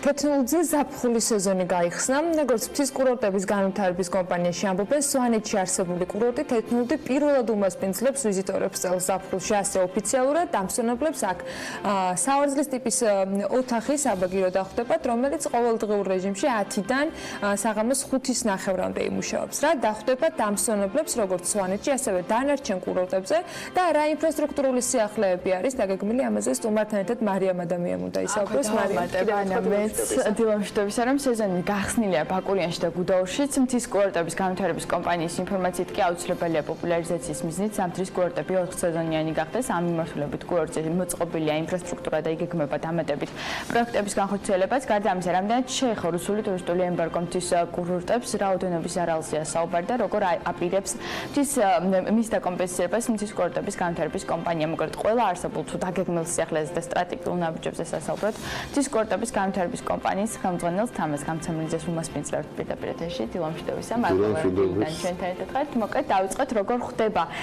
მთის კურორტები ზაფხულის ტურისტულ სეზონს რას ვახვედრებთ ტურისტებს და რა გამოწვევების წინაშე ვართ უკვე მიმდინარე წლის ზაფხულში მოგესალმებით მადლობა მოწვევისთვის და მივესალმები მაყურებელს სიახლეები ბევრი გვაქვს ყველა კურორტზე სათითაოდ რომ ვიუყვეთ ასე პირველი ყველაზე დიდი სიახლე რაც გვაქვს გუდაურში არის კობის საბაგირო გონდოლის ტიპის რომელიც ჩართული იქნება მთელი ზაფხულის განმავლობაში და ძალიან საინტერესო სანახაობა არის, როდესაც ერთი მხრიდან მყინვარწვერს უყურებთ და მეორე მხრიდან ულამაზესი ხედები გაქვს. ძალიან დიდი პოპულარობით სარგებლობს ყველა მოლოდინის გადააჭარბა, იმდენი ტურისტი სტუმრობს უკვე და შეიძლება ითქვას ალბათ ივლისის ბოლომდე ბევრად უფრო მეტად გადავასწრებთ იმ შედეგს, რაც ჰქონდა 2017 წელს, იმიტომ რომ უკვე გულისხმობ პირველ მონაკვეთს.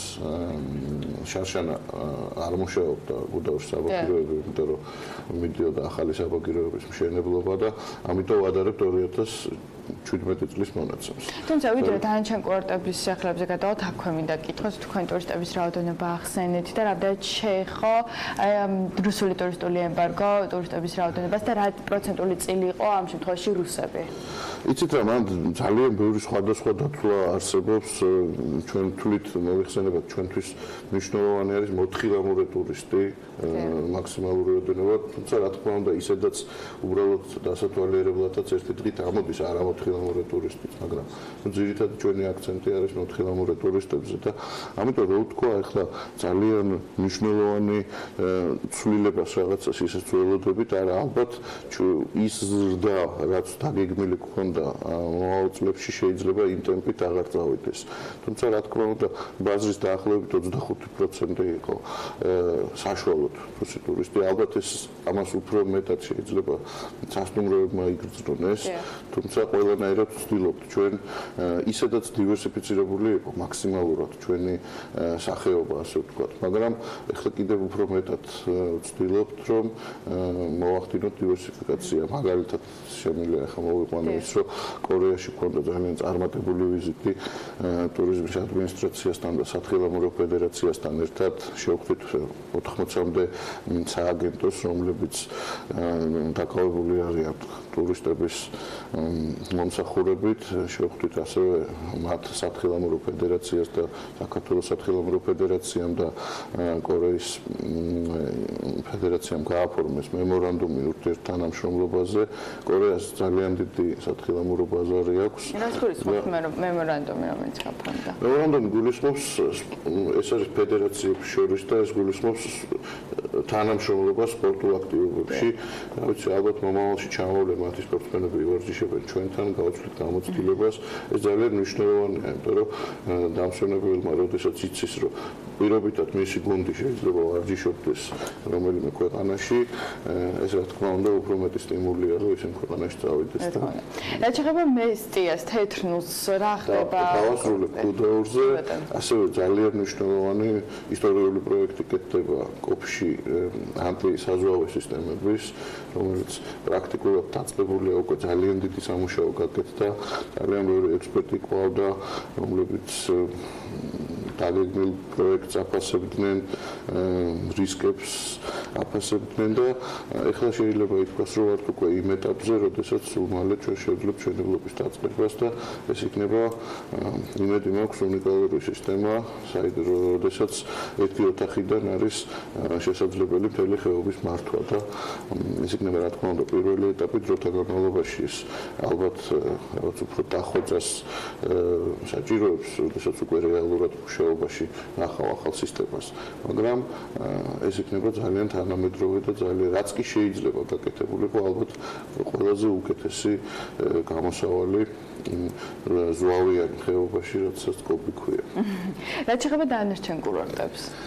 დანარჩენ კურორტებზე თეთრნუდი გავხსენეთ წელს პირველად და ძალიან გახარებულები ვართ და დარწმუნებულები ვართ, რომ ეს საუკეთესო ადგილი, საყვარელი ადგილი გახდება ტურისტებისთვის, იმიტომ რომ იქაც მოგეხსენება მყინვარია და არაჩვეულებრივი ხედები არის და ძალიან კარგ გარემოში შეძლებენ ტურისტები დასვენებას. რა თქმა უნდა, ჰატრალი უკვე ბევრი წლებია ფუნქციონირებს და წელსაც გამოირჩევა ტურისტების სიჭარბით და შეიძლება ითქვას, რომ სვანეთი თუ რომელიმე კურორტი ყველაზე მეტად ახლოს არის 4 სეზონიანობასთან, ეს არის სვანეთი, იმიტომ რომ შეიძლება უკვე ითქვას, რომ წლის ნებისმიერ დროს თანაბრად დატვირთულია სვანეთი ტურისტებით. გოდერძის კურორტზე თუ შეგვიძლია იგივე ვთქვათ?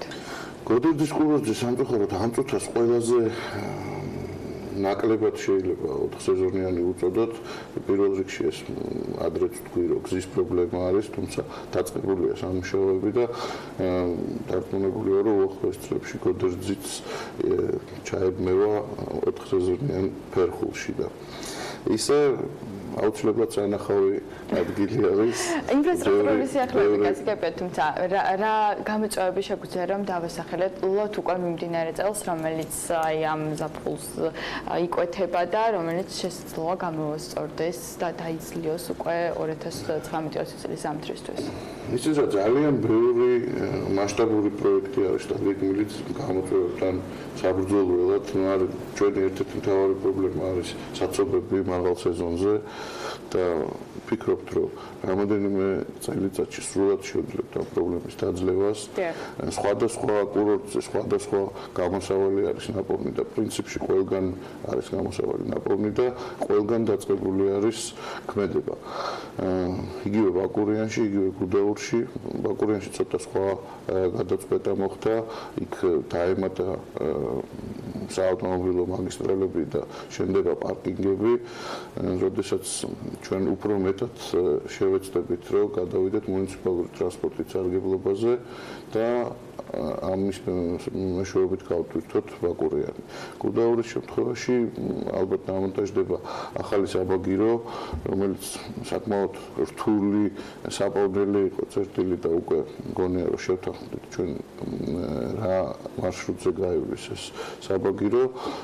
ქვედა სადგურზე მოეწყობა დიდი ავტოპარკინგი და გუდაურში ვეცდებით ყველანაირად რომ დამსვენებელი ავიდეს საბაგიროთი მოხვდეს პირდაპირ სასრიალო და საცხოვრებელ არეალში და ამითი გამტვირთოთ გუდაურის მოძრაობა. ანუ რას ვახვედრებთ რომ შევაჯამოთ 2019-20 წლის ზამთრის სეზონზე მთის კურორტებს? ვახვედრებთ ყველგან, მაგალითად გუდაურში და ბაკურიაში ვახვედრებთ ველობილიკებს, რომელიც უკვე ძალიან დიდი პოპულარობით სარგებლობს, 5 კილომეტრი ტრასა არის გუდაურში, 6 კილომეტრი ველობილიკი არის ბაკურიანში. ვახვედრებთ მთის ციგას, ზაფხულის ციგას, ტოპოგანს, რა ვიცი, ბევრნაირად ეძახიან ხოლმე და ასევე უკვე ძალიან უყვარს დამსვენებელს.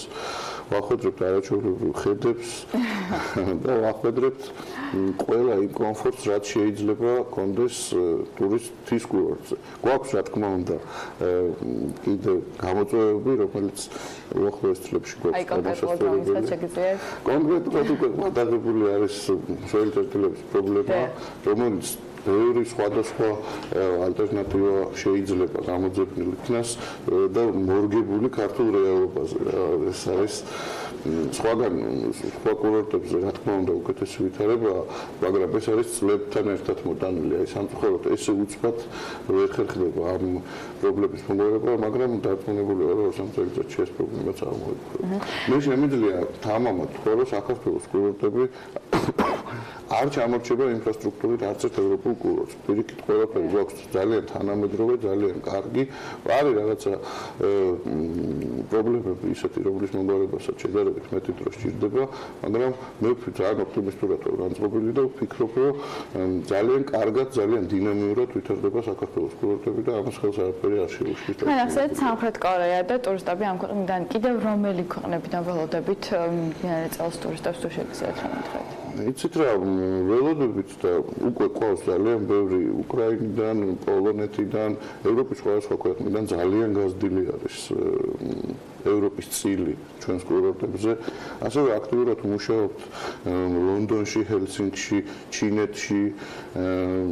ძირითადი ენერგია ჩვენ მიმართული გვაქვს ის დივერსიფიცირებაზე, როგორც უკვე თქვი, ეს ბევრი წლებია უკვე ესეა და საკმაოდ დაინტერესება არის დიდი ძალიან საქართველოს. და ბოლოს ერთად გითხავთ, უმასპინძლებს თუ არა საქართველოს ზამთრის ოლიმპიურ თამაშებს? ოლიმპიურ თამაშებზე ამ თვითონს ვერ გეტყვით, ამ თვითონს კვლევას ვაკეთებთ ჩვენ საკმაოდ მასშტაბურს. როდის ჯობია რომ ჩატარდეს საქართველოში ოლიმპიადა და რა აქცენტებზე უნდა გავაკეთოთ, თუმცა შემიძლია ვთქვა, რომ მასპინძლობთ 2023 წლის მსოფლიო ჩემპიონატს, ის სამუშაოებიც უკვე დაწყებული არის.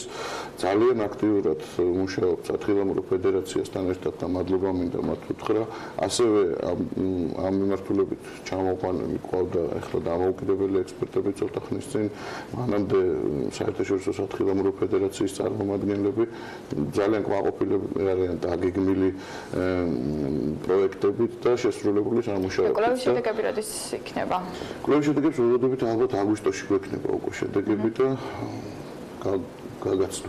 ძალიან დიდი მადლობა წარმატებებს გისურვებთ. თამაზ გამცემიძე მთის კურორტების განვითარების კომპანიის ხელმძღვანელს მასპინძლობთ და საუბრობთ თუ რა ინფრასტრუქტურული სიახლეები არის დაგეგმილი მთის კურორტებზე და რა გამოწვევების წინაშე ვართ მიმდინარე წლის ზაფხულში და ზამთარში. მადლობა მარიამ შენ და მადლობა ბატონ თამაზ საუბრისათვის. ჩვენ კი ვიდრე სარეკლამო პაუზაზე რავალთ, კიდევ ერთი თემა გვაქვს თქვენთვის. Amazonis Prime Days აქციის დასრულებამდე სულ რამდენიმე საათია დარჩენილი.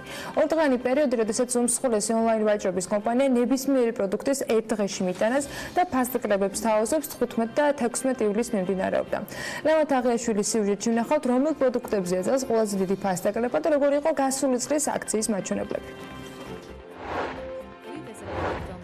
2018 წელს Prime Day-ის აქცია Amazon-ისთვის ძალიან პროდუქტიული გამოდგა, რადგან კომპანიამ ჯამში 100 მილიონი ერთეულის პროდუქტი გაყიდა და რამდენიმე დღეში 4 მილიარდი დოლარის შემოსავალი მიიღო. მართალია ეს რიცხვები ჩინური Alibaba-ს Single Day-მდე ახლოსაც ვერ მივა, თუმცა Amazon-ისთვის სერიოზულ შემოსავალს წარმოადგენს. ჩინეთში ბაზრის მასშტაბებიდან გამომდინარე მსგავსი ტიპის აქციებისგან მიღებული შემოსავალი დაახლოებით 10-ჯერ მეტია და ამას Alibaba-ც რიცხვებში ადასტურებს. ჩინურმა ინტერნეტ გიგანტმა გასულ წელს ერთ დღეში გაყიდვებიდან თითქმის 31 მილიარდი დოლარი გამოიმუშავა. 2018 წელს აქციაზე ყველაზე გაყიდვადი პროდუქტები, სათამაშოები, პირადი ჰიგიენის საშუალებები, კომპიუტერები და მისი აქსესუარები, ასევე სამზარეულოს მოწყობილობები იყო. მიუხედავად იმისა, რომ ძირითადი ფასდაკლებები Amazon-ის მიერ წარმოებულ პროდუქტებზეა, აქციაში 17 სხვადასხვა ქვეყნიდან 1 მილიონზე მეტი მომწოდებელი მონაწილეობს. რის გამოც არჩევანი ბეროდ უფრო მრავალფეროვანია, ვიდრე Amazon-ის Kindle ან ასისტენტი Echo-ა. შეიძლება ბევრი ადამიანი ფიქრობს, რომ შავი პარასკევი ყველაზე ხელსაყრელი პერიოდია შოპინგისთვის. თუმცა სტატისტიკის მიხედვით Prime Day-ის დროს ფასები 70% უფრო მომგებიანია. Prime Day 2019 15 და 16 ივლისს მიმდინარეობდა ამერიკაში და მის დასრულებამდე რამდენიმე საათი გადარჩა. როგორც უცხოური მედია წერს, წელს განსაკუთრებული შეთავაზებების ნუსხაში Amazon-ის Echo Show-ი, Kindle, iPhone 7, მულტიფუნქციური კომბაინი თქვენი სამზარეულოსთვის, Apple-ის უკაბელო ყურსასმენები და სხვადასხვა ნივთია, რომელსაც Amazon.com-ზე შეხვდებით. რაც ყველაზე მთავარია, ამ ნივთებს თქვენ შეკვეთიდან მხოლოდ ერთ დღეში მიიღებთ. Amazon-ი თამაშის წესებს თავიდან ბოლომდე ცვლის. ისინი ცდილობენ მწარმოებლიდან მომხმარებლამდე ნივთები უმოკლე სიგრძით მიიტანონ. კომპანია ცვლის მომხმარებლის მოლოდინებს და მას საგრძნობლად აუმჯობესებს. მომხმარებლები ჩვენგან პერმანენტულ სწრაფი მიტანის სერვისით თხოვენ. ჩვენი სამსახურით სწორედ ამის უზრუნველყოფაა. ჩვენი შემოსავლების ძირითადი ინვესტირება ინფრასტრუქტურასა და ტრანსპორტირებაში ხორციელდება, რათა ერთდღიანი მიტანის სერვისი მალე ჩვეულებრივი ნორმა გახდეს Prime სერვისის მომხმარებლებისთვის. Amazon-ი მხოლოდ Prime აქციებით არ ცდილობს მიტანის პერიოდის შემცირებას და დიდი ხანია დრონებით მიტანის სერვისს აანონსებს. რაც ინტერნეტ ვაჭრობის გიგანტს, რომლის ამჟამინდელი ღირებულებაც 995 მილიარდი დოლარია, მილიონობით ახალ მომხმარებელს მოუტანს.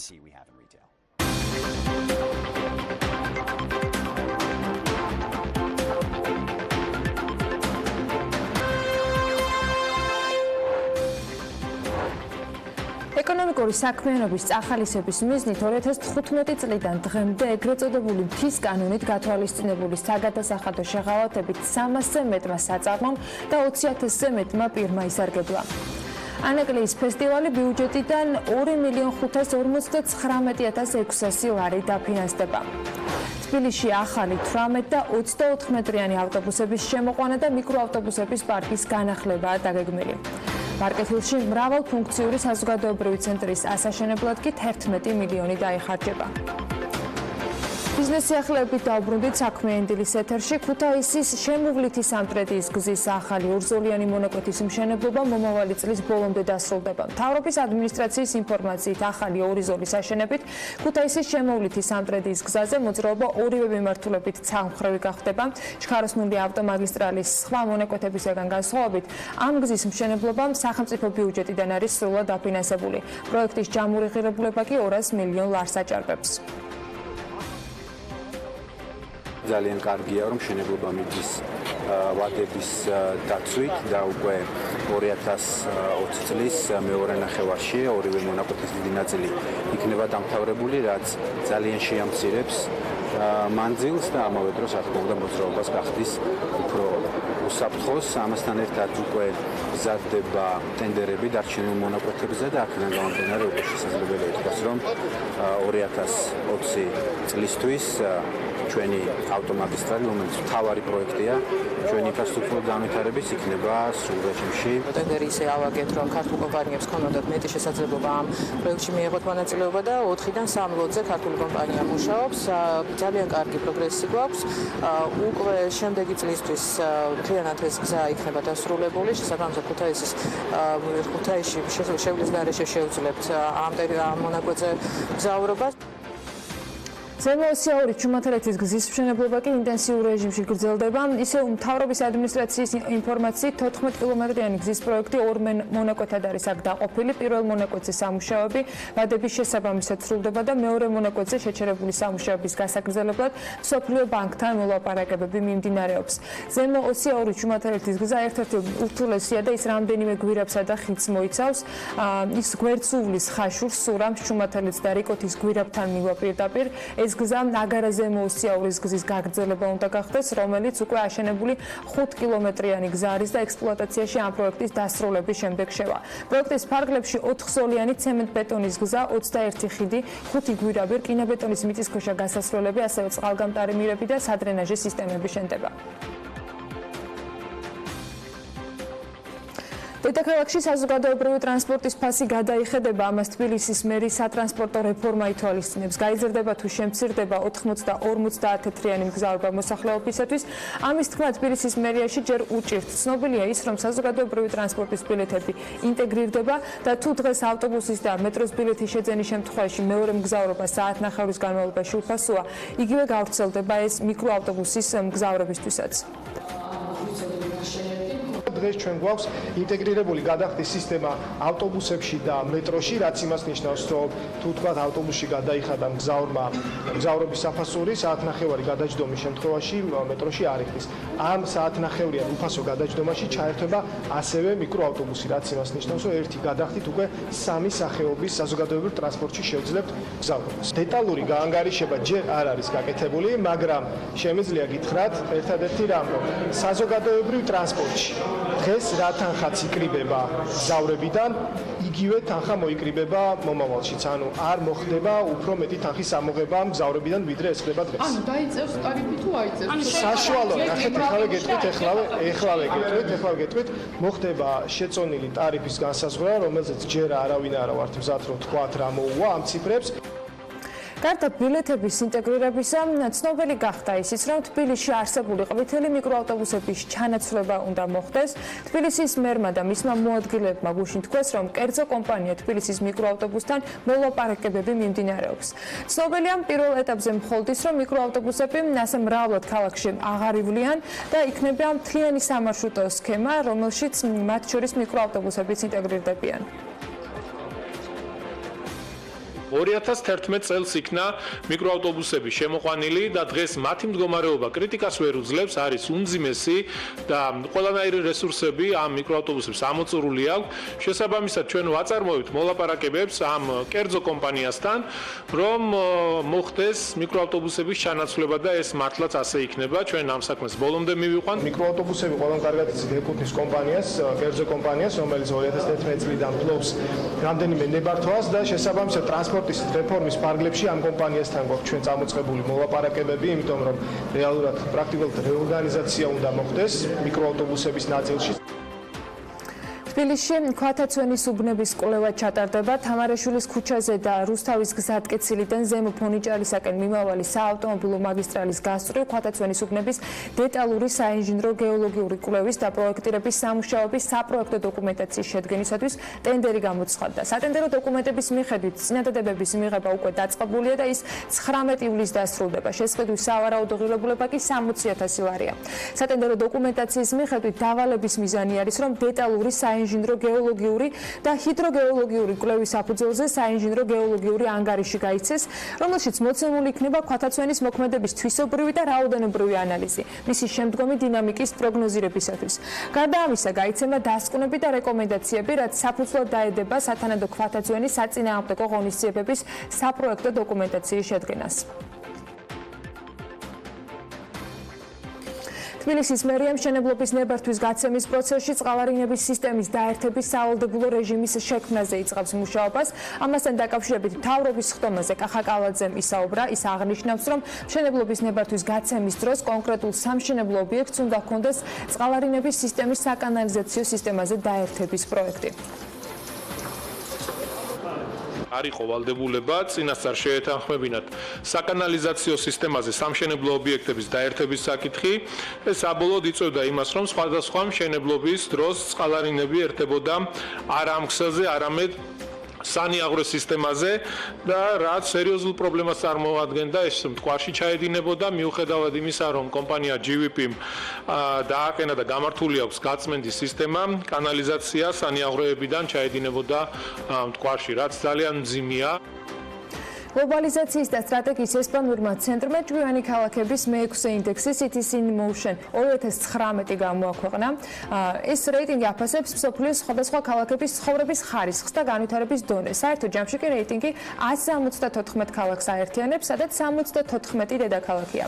96 ინდექსის შეფასებით შედგა ეს რეიტინგი და მის სათავეში ლონდონია. ყველაზე ჭკვიანი ქალაქების რეიტინგში მეორე პოზიციაზე ნიუ-იორკია, მესამეზე კი ამსტერდამი. რაც შეეხება თბილისის რეიტინგში 124 ადგილზე მოხვდა. ათეულში კი არიან როგორც გითხარით ლონდონი, ნიუ-იორკი, ამსტერდამი, პარიზი, რეიკიავიკი, ტოკიო, სინგაპური, კოპენჰაგენი, ბერლინი და ვენა.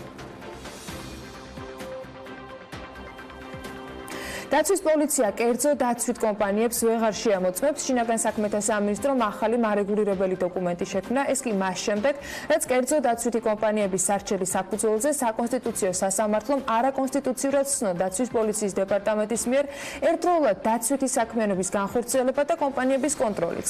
კანონპროექტის მიხედვით დაცვის პოლიციის დეპარტამენტს კერძო დაცვითი კომპანიების კონტროლის უფლება აღარ ექნება და მარეგულირებლის ფუნქცია საზოგადოებრივი უსაფრთხოების მართვის ცენტრს 112-ს გადაეცემა. 112 გარდა ბაზრის კონტროლისა სამინისტროს ნაცვლად კერძო დაცვითი საქმიანობის ლიცენზიის გაცემასაც უზრუნველყოფს. ერთ-ერთი მოსარჩელე კერძო დაცვის კომპანია გიგანტიც გახლავთ, რომლის საფუძველზეც საკონსტიტუციო სასამართლომ დაცვის პოლიციის მარეგულირებლის და დაცვითი საქმიანობის ფუნქციების გამოჯვნის გადაწყვეტილება მიიღო. გიგანტის ხელმძღვანელი ამბობს, რომ წარმოდგენილი პროექტი ძირეულ ცვლილებებს მაინც არ ითვალისწინებს, შესაბამისად მარეგულირებლის ფუნქციის ერთ-ერთი უწყობიდან მეორესათვის გადაცემით თითქმის არაფერი იცვლება. სივრცეში რო ადამიანი და მზის ამოსვლას ელოდება და ამ დროს სანთელს აუნთება. აი ეს არის მეტი არაფერი. ძირეულად თუ არ შეიცვალა კანონი, მისი თითოეული განსაკუთრებით საჯარიმო ნაწილებში, ხო, ფინანსური საჯარიმო ნაწილებში, აზრი არ იქნება აბსოლუტურად არაფერს. ეს ბიზნესის სფერო, დაცვის სფერო, ეს ვერ განვითარდება და არ განვითარდება. ელემენტარულად მოახდინეს რა ბერკეტი დაცვის სამსახურების ზეწოლის გადაეცა ერთი სამსახურიდან მეორე სამსახურს, რომელიც პრაქტიკულად შედის იგივე შინაგან საქმეთა სამინისტროში და პრაქტიკულად ამით არაფერი არ იცვლება. მე არც გამიკვირდება რომ ის ქვედანაყოფი რომელიც ხავდათ სადამშელო დაცვის პოლიციაში გადაიყვანონ ამ პოლიტიკებმა მოუხდენონ 112-ში და იგივე პიროვნებმა განახორციელონ ეს მონიტორინგი. თავარი შენიშვნა, რაც კერძო დაცვით კომპანიებს აქვს საჯარიმო სანქციებს უკავშირდება. გიგანტის ხელმძღვანელი აღნიშნავს, რომ დაცვის პოლიციის საქმიანობა სადამსჯელო ფუნქციას ატარებდა და შეეძლოთ კომპანიები ელემენტარული ხარვეზების გამო რამდენიმე ათასით დაეჯარიმებინათ. უაზრო ფინანსური ჯარიმებია და საკმაოდ დიდი თანხებია. ელემენტარულად გააჩნია ვის ნებაზე იქნება, ვინც ამოწმებს შემოწმებელის, ხო? შეიძლება ნებისმიერ წერტილ მძიმეზე ხელშეკრულებაში თუ არ მოეწონა 5000 ლარიანი ჯარიმა გამოწეროს. აი რამდენად ნორმალურია ახლა ეს. ამ კანონის საშუალებით ნებისმიერ სამსახურს დავხურავ ნებისმიერ დროს, როცა მექნება სურვილი. ყოველ შემთხვევაში ლიცენზიას გავაუქმებ. იმ მოთხოვნების თანახმად, რაც ამ კანონში წერია. ეხლა ეს ნორმალურია. გასულ წელს კოკაკოლას ახალი ქარხნის მშენებლობა დაანონსდა, რომლის მშენებლობას კონტრაქტორმა სამშენებლო კომპანია Element Construction-მა სულ ცოტა ხნის წინ დაასრულა. ამჟამად ქარხანა თბილისში მდებარეობს, თუმცა ახალი ქარხნის ექსპლუატაციაში შესვლის შემდეგ თბილისში არსებული საწარმო სრულად ნატახტარში გადაინაცვლებს. სანამ საწარმო ამოქმედება, PMG ჩვენი ეთერის საშუალებით პირველად სწორედ საქმიანი დილის მაყურებელს დაათვალიერებინებს კოკაკოლას ახალ საწარმოს ჩვენი მასპინძელი კი სამშენებლო კომპანია Element Construction იქნება. ანუკა ჯოხაძის სიუჟეტი უნდა ვნახოთ.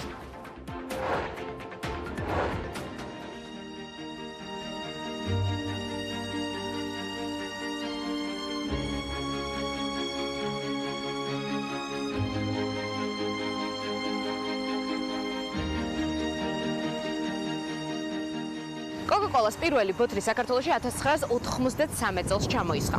შეიძლება ითქვას მას შემდეგ დიდი დრო გავიდა, თუმცა ბრენდს ადგილობრივ ბაზარზე განვითარება ნამდვილად არ შეუწყვეტია. ამის ერთ-ერთი მაგალითი კი სწორედ ეს ადგილია. სამშენებლო კომპანია Element Construction-მა ნატახტარში კოკაკოლას ქარხნის მშენებლობა დაასრულა.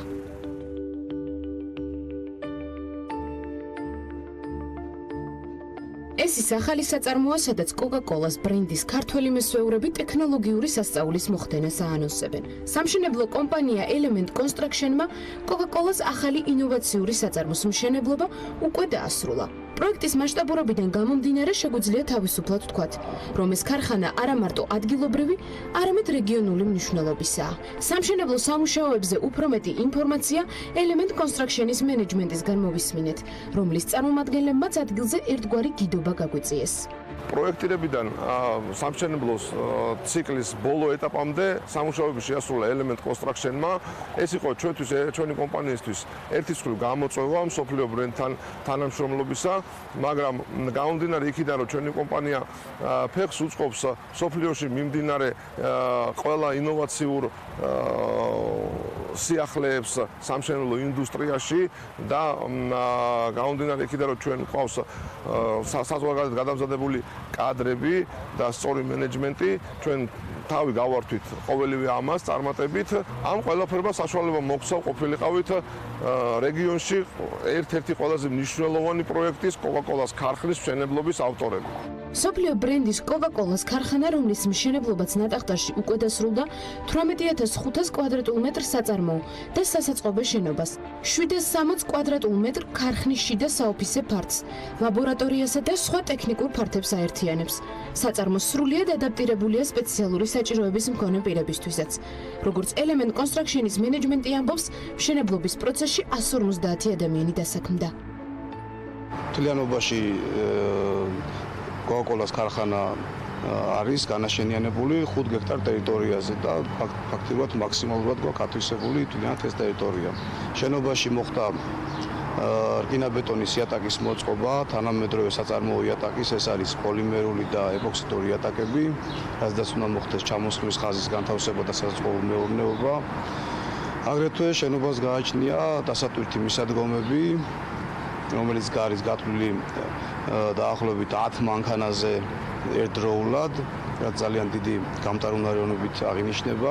სამუშაოები რამდენიმე ლოკაციის ერთდროულად ათვისებით მიმდინარეობდა.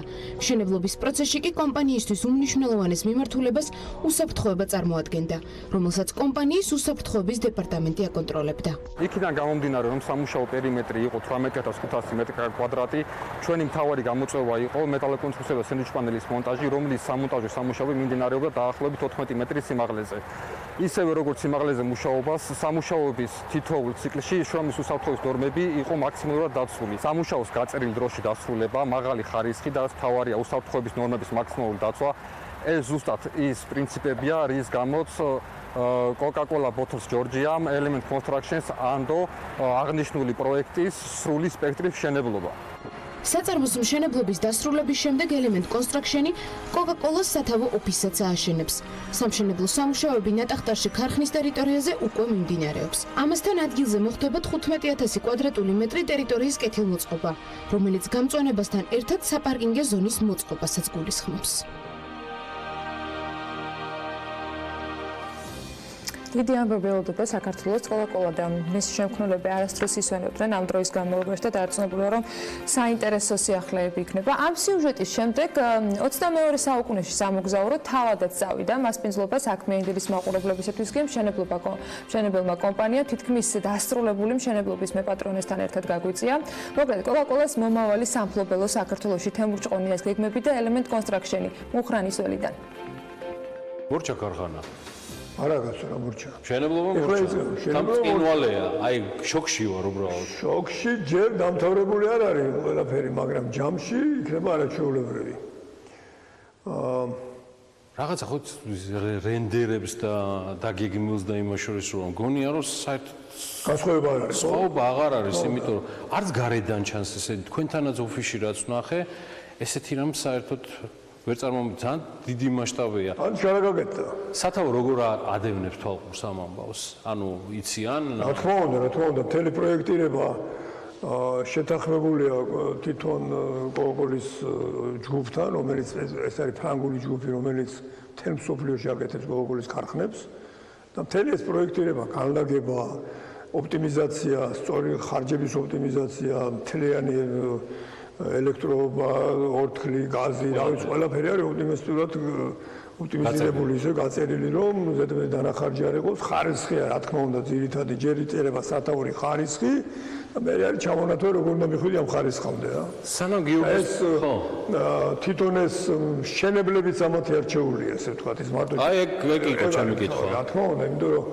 ჩვენი პირველი შეხვედრა ელემენტ ერთია თბილისის ოფისმა უთხრას ელემენტ კონსტრაქშენს. არა, რა თქმა უნდა, მე ერთი ჩვენ უნდა შევთავაზოთ, მე კომპანია არჩევს, მე კრიტერიუმებია, ხარისხი. და ეს სათაოს დისკრეცია. რა თქმა უნდა, იმიტომ რომ ეს ჩვენი ქარხანა შედის იმ კოკოლას უჩვეულებელ ჯგუფში, მსოფლიოში, გლობალურში, რომელმაც მე სერტიფიკატი უნდა მიიღო და ნებართვა რომ აქ იწარმოება მსოფლიო დონის უმაღლესი ხარისხის კოკოლა, რომელიც მისაღები იქნება ნებისმიერი მსურველისათვის, ესე ვთქვათ. ამ კონტრაქტს, რომელიც საბოლოო ჯამში გიორგი გაფორმდა Coca-Cola Bottlers Georgiasთან, უგვაცრავად რა უძღოდა რაიმე ტიპის თანამშრომლობა წინ, ანუ გულისხმობ, რომ რაიმე ტიპის კომუნიკაცია საქმიანი ურთიერთობა ქონდა? ჩვენი საქმიანი ურთიერთობა Coca-Cola-სთან დაიწყო, ბატონო თემო, თქვენ თუ გახსოვს, ჩვენ ჰოლდინგური კომპანია ვართ, გვაქვს ოლპი ჯგუფი, რომელიც წარმოდგენილია ბაზარზე როგორც სამრეწველო იატაკების ერთ-ერთი ლიდერი კომპანია წარმოებაში და ჩვენი ესენი იატაკების გამკეთება ჩვენ შენობლობას ვასწავლეთ. ხო და ჩვენი კონტაქტი შედგა 2010 წელს ბატონო თემო, თქვენ თუ გახსოვს, მაშინ Coca-Cola-მ ჩვენ დაგვიკეთა გარე ტერიტორიის მოპირკეთება და აგრეთვე შიდა ტერიტორიაზე გავაკეთეთ ამას დიდ უბედურს ამბობთ, ხო? დიახ, ძველი 2010 წელს რა. გავაკეთეთ ბეტონის სამრეწველო იატაკი ფხვნილის გამკვრივებული ზედაპირით და აგრეთვე პოლიმერული იატაკი, ეპოქსიდური იატაკი, რომელიც შეესაბამებოდა ყველანაირ სტანდარტებს. რა და აქ შედგა პირველი ურთიერთობა, ასე რომ ვთქვათ, ყოველთვის ჩვენ ესეთი ტექნოლოგიური ხაზი დავაყენეთ, ცხელი ჩამოსვლის, რომელსაც სპეციალური იატაკი ჭირდებოდა შემადგენლობით და სიმტკიცით და ანტიბაქტერიოლოგიური და მთელი რთული შემადგენლობის იყო და თვითონ ამ იატაკის შემადგენლობა ვეძებით ვინ არის გამკეთებელი, ეს არ არის მარტო სიმაგრეზე დამყარებული, ეს სიმტკიცესთან ერთად რაღაც ტექნოლოგიების დაცვა უნდა ინტეგრირებული უნდა იყოს პროცესთან. მაშინ გამოდის, რომ თითქმის 9-10 წლიანი ურთიერთობა საქმე. არა, თუ ბანამდე ქონდა ჩვენ კიდე აბა ტესტირება გავლილი McDonald's-საც, ეს იოლი კომპანია არ არის. ეს იოლი კომპანია არ არის, იმიტომ რომ ამ კომპანიასთან ჩვენ ქონდა ქუთაისში რომ McDonald's შენობლობა რადოკას რა შენობლობა დავიწყეთ ქუთაისის თქვენ ჩემთან ახსენეთ საოცარი სამშენებლო კომპანია 4 თვეში დამიმთავრეს ყველაფერი. მათ გულისხმობდით, მაშინ არ დაგისახელე. ქუთაისში 4 თვეზე ნაკლებად როდის შეაქვს ტენდერზე რაღაცა, ყველა მოსაჩვენებს ხელით. McDonald's, იმიტომ რომ ჩვენ თვითონ McDonald's-საც გაიარეს ამათ ტესტირება არა მარტო Coca-Cola-ში. და ნახეს რომ ხარისხის სისწრაფე არის ხარისხის სისწრაფე არის ბიზნესის ერთ-ერთი განსაზღვრელი წარმატების ფორმულა. რა თქმა უნდა, ამას ლაპარაკი და McDonald's-მა რომ გაიარა და მე მინდა ვიცოდე ამ სტანდარტებზე და აი ამ თქვენს αφილაციაზე გლობალურ კომპანიებთან, იმიტომ რომ კიდევ ერთხელ თქვენ დაიწყეთ რაღაცით, მაგრამ ჰოლდინგურ ჯგუფში უკვე სამშენებლო თემაც გამოჩნდა ერთ-ერთი როგორც ევროპულ და გლობალურ ხარისხთან მიახლოებით. დიახ, რა თქმა უნდა, ეს იყო დაიწყო ქუთაისიდან McDonald's-ის შენებლობა, ეხლა ბატონო თემმა ძალიან კარგად ჩამოაყალიბა ეს ყველაფერი, ძალიან დიდი გამოწვევა იყო ეს ჩვენი კომპანიისთვის და Coca-Cola-ის ჯგუფთან ერთად ჩვენ ეს შევძელით, რომ 4 თვეში ამ დონის და ამ ხარისხის 2000 კვადრატული მეტრის შენობა გავაკეთეს თავისი ურთულეს ადგილზე, სხვადასხვა შენობას აქვს, რა თქმა უნდა, მნიშვნელობა არა, გააჩნია საბაზისო სადუშებს ამ შენებელს, ხო? ჩვენ ავიღეთ მთაზე რაღაც გამოთხრები და რელიეფური სირთულეები. მინდორი სადაც შეიძლება არა ჯერ მოსამზადებელი სამუშაოებთან ერთად 4 თვე ნახევარში შეაშენეს McDonald's უმაღლეს ხარისხის. მე ამათ აშენებულს ხო ჩვენს გარდა McDonald's იღებს, Coca-Cola იღებს, სპეციალისტები ჩამოდიან, სინჯავე, ხარის, ისტორეს, ყველას თავისი ექსპლუატაცია. კი ბატონო და აქედან გამომდინარე ეხა ბატონმა თემურმა გვანდო აგრეთვე სპორტის სასახლესთან მიმდინარეობს McDonald's-ის რეკონსტრუქცია და ამას იმავდროულად დაწყեց, ხო? ეს ძალიან დიდი გამოწვევა იყო ჩვენი კომპანიისთვისაც. ეხა ერთი შეხვედრით ეს შეიძლება ვიღაცას იოლი ეგონოს რა, მაგრამ ჩვეულებრივად რესტორანი არ გაჩერებულა რა, არც დრაივი, არც თვითონ რესტორანი და მომხმარებლები, ხო? როგორც ხო, თავარი არის რომ უსაფრთხოდ გზნობენ თავს და არანაირ დისკომფორტს არ გზნობენ, მიუხედავად იმისა, რომ ამხელა სარეკონსტრუქციო სამუშაოები მიმდინარეობს. ჩონჩხი რჩება და მივეცით ვადა. ჩვენს მაგარი ექსპლუატატორები ვართ ამათვის და ჩვენ დაგაგვავა უნდა ამას ვიყენებ ჩვენ ბოროტად. რაში გამოიხატება? რაში გამოიხატება და ბოროტად ვიყენებ, რა თქმა უნდა, კაი გაგვერთ, მაგრამ ამასოა შესაძლოა ბოროტ გამოყენოს სწავლობენ კიდე ეს სისწრაფეს. ესე იგი, ფაქტიურად მაკდონალდის ჩონჩხი რჩება იქ. ძალიან სერიოზული სასწაული იქნება რა, ულამაზესი მაკდონალდი დადგება და მივეცით ვადა. იცი რომელი ვადა, რომ ჩვენ არ დავკარგოთ შემოსავალი. წარმოგიდგენიათ, როგორი ბოროტები ვარ და მივეცით ისეთ ვადა, რომ ჩვენ არ უნდა გავიჭედოთ და თქვენ რადგან ესქენით და ამ ხნის განმავლობაში მოერგნენ და element construction მოერგო პროცესი. ასწრებს ვადებსაც ასწრებს. ეხლა მე რა ვფიქრობ, მე და სხვა ვადები მეცადეთ. გვათამავებენ. და როგორ აკეთებენ? გიორგი, თავარი რა არის? ნუ ვერც შეედავები. ხარისხია მაგარი, ამიტომ ვისაც უნდა 4 თვეში ბიზნესის აშენება, ვისაც უნდა მაგარი ხარისხი, ჩვენ და მოგმართო და მე ჩვენ გავუწევთ რეკომენდაციას უკვე გავუწევ ყველა ვარიანტში ელემენტ კონტროლს და ამაში ხანაში რა უნდა დავუბრუნდეთ. ხო წარმოგიდგენიათ, ეხლა ბატონო თემოს სწორს იძახეს რა, ძალიან ძნელია ამ ვადებში არ დააგდო ხარისხი. ეს არის რა. ეს არის element construction-ის უპირატესობა და ამაში დიდი წვლილი მიუძღვის ბატონ თემოს. element construction ქარხანაში მინდა დავუბრუნდე. კიდევ ერთი ძალიან მნიშვნელოვანი დეტალი არის Coca-Cola სათავო ოფისის მშენებლობა. კი ბატონო, Coca-Cola სათავო ოფისის მშენებლობა ძალიან მნიშვნელოვანია. ეხლა ჯერ მიმდინარეობს კარკასული მშენებლობა. ხო და მანდაც ვადებზე, არ ვიცი, ბატონ თემურ, ვადები აქ ორი მომენტია, ჩვენ ვადებზე ახლა ხარისხზე ვადებს ჩვენ აღარ ვსაუბრობთ რა. ესეთი კომპანია უკვე თამდევად მინდი. იმდენად აწყობილები ვართ უკვე, იციან ჩვენი ხასიათი, იციან ჩვენი მოთხოვნილება, იციან ის და აი ხანდახან ხო იცი როგორ არის ხოლმე რომ დამეგობრდებიან, მე რაღაც კონტროლს კარგავენ, ხო? ხშირად ხდება ხოლმე, ჩემს ვაკაცია და აიტანს ეგეთი ამი, იმდენად კულტურული ის დამოკიდებულება, ცივილიზებული, ევროპული, სტანდარტული ჩამოყალიბდა, რომ ორი მომენტია ურთიერთობა, ბიზნესი, ხარისხი, სისწრაფე, ეს ცალ-ცალკე თემაა რა, არაჩვეულებრივი კომპანია, არაჩვეულებრივი და რა სულ ფიქრობთ ახლა პროექტებზე, ჩვენ ტენდერებში შევდივართ სისტემატიურად და პრიორიტეტი რა თქმა უნდა სულ ამათ აქვს. ეს ანუ ინფრასტრუქტურული ნებისმიერი თემა Coca-Cola-სთვის არის თამდევი element construction-თან ერთად.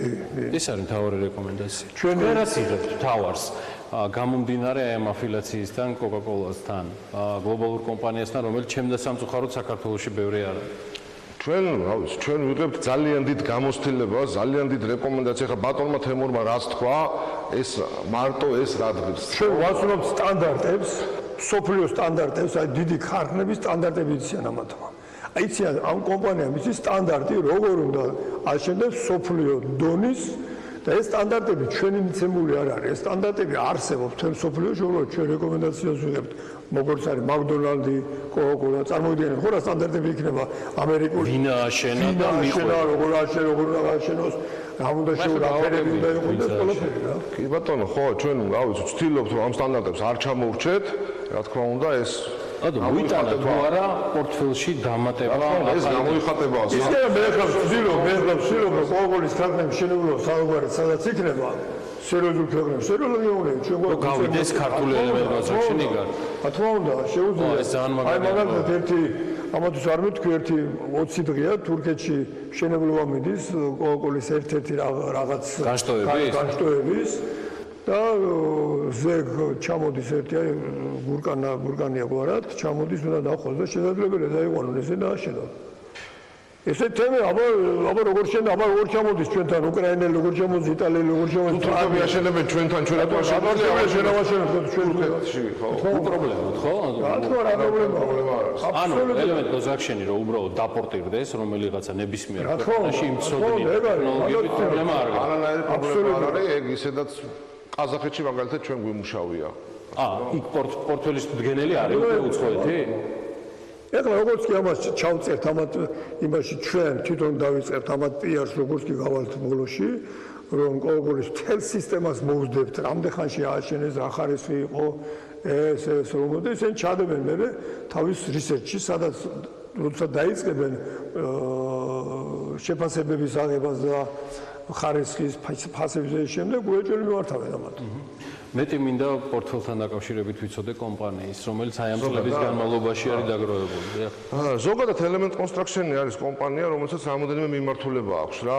ჩვენ გვაქვს ჰიდრომიმართულება, რომელიც გამოიხატება იმაში, რომ გვაქვს აშენებული ორი ჰესი, ეს არის კინტრიშის და ავანი ჰესი. თანამშრომლობთ აგრეთვე Jordan Water and Power-თან ჰიდრომიმართულებით, რამოდენიმე პროექტი გვაქვს გაკეთებული. ჩვენ გვაქვს აგრეთვე სამოქალაქო მიმართულება, რომელიც გამოიხატება დეველოპერებთან ურთიერთობით, ასე რომ ვთქვათ, კორპუსებთან ის აშენებული გვაქვს ბაგები პლაზა, რომელმაც 2017 წელს მიიღო არქიტექტურული პრიზი, როგორც საუკეთესო არქიტექტურა. ხო. და აგრეთვე რაც ჩვენი ესე ვთქვათ, ძლიერი მხარეა, ეს არის სამრეწველო მშენებლობა. სამრეწველო მშენებლობაში ეხლა შეიძლება იყოს, რომ უდაოდ იქნება კონკოლა, ეს არის ერთ-ერთი, რა ვიცი, ყველაზე ისეთი პროექტი, რომელიც ჩვენ გავაკეთეთ, აგრეთვე გააკეთეთ რამდენ ხანში ეს ყველაფერი.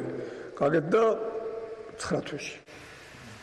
წელიწადიც არ დასჭირდა. აი ხა წარმოუდგენელი ხარისხი და ტემპი აქვს. ის 9 თვეში უნდა გააკეთო, რომ ამინდები იყო, ზამთარში დავიწყეთ. ერთი დავთვალეთ დაახლოებით 35 დღე ამინდების გამო იმ ტემპით არ მუშაობდა როგორც ახლა. ბორჯომში ვასრულებთ ახლა ერთ-ერთ ქარხანას კიდე. გვაქვს კიდე აგრეთვე ხელმოწერილი ჯერ პროექტირების დონეზეა ლოჯისტიკური ცენტრი 64,000 კვადრატულ მეტრზეა, სხვათა შორის აქ არის ახლოში და ასე რომ, რა ვიცი. წარმატებები ძალიან მაგარია და თან ესეთი მზაობა რომ უცხოეთში გავიდეს. ჩვენ სხვათა შორის Element Construction-ის ნამუშევარს არა მხოლოდ მზასახით, რადგან ქარხანას მხოლოდ და მხოლოდ საწარმოო საშუალებების ინსტალაცია აკლია, არამედ მოლაპარაკებული ვართ, რომ დღე პირველიდან გადმოტანის პროცესი მთელი ამ თვეების განმავლობაში BMG-ის მიერ იქნება მთლიანად თავიდან ბოლომდე აღნუსხური საიმისოდ. არა, პროცესი არ არის, უბრალოდ ეს უნდა ადამიანებმა ნახოთ, იმიტომ რომ ყოველგვარი გადაჭარბების გარეშე გეუნებით, არა იმიტომ რომ თემურ ჭყონიას ხშირად ხედავთ ჩემთან ერთად. საოცრება, ესეთი ნამუშევარი მე არ მინახია. საქართველოც არის და დედამიწის ჭიპიც, რაც გინდათ ის დაარქვი, ძალიან მაგარი. მე დიდი მადლობა მინდა გადავუხადო ბატონ თემურს აიმხელა გამოცდილების მოცემისთვის ჩვენთვის. წარმატებები გისურვებთ Element Construction-ს.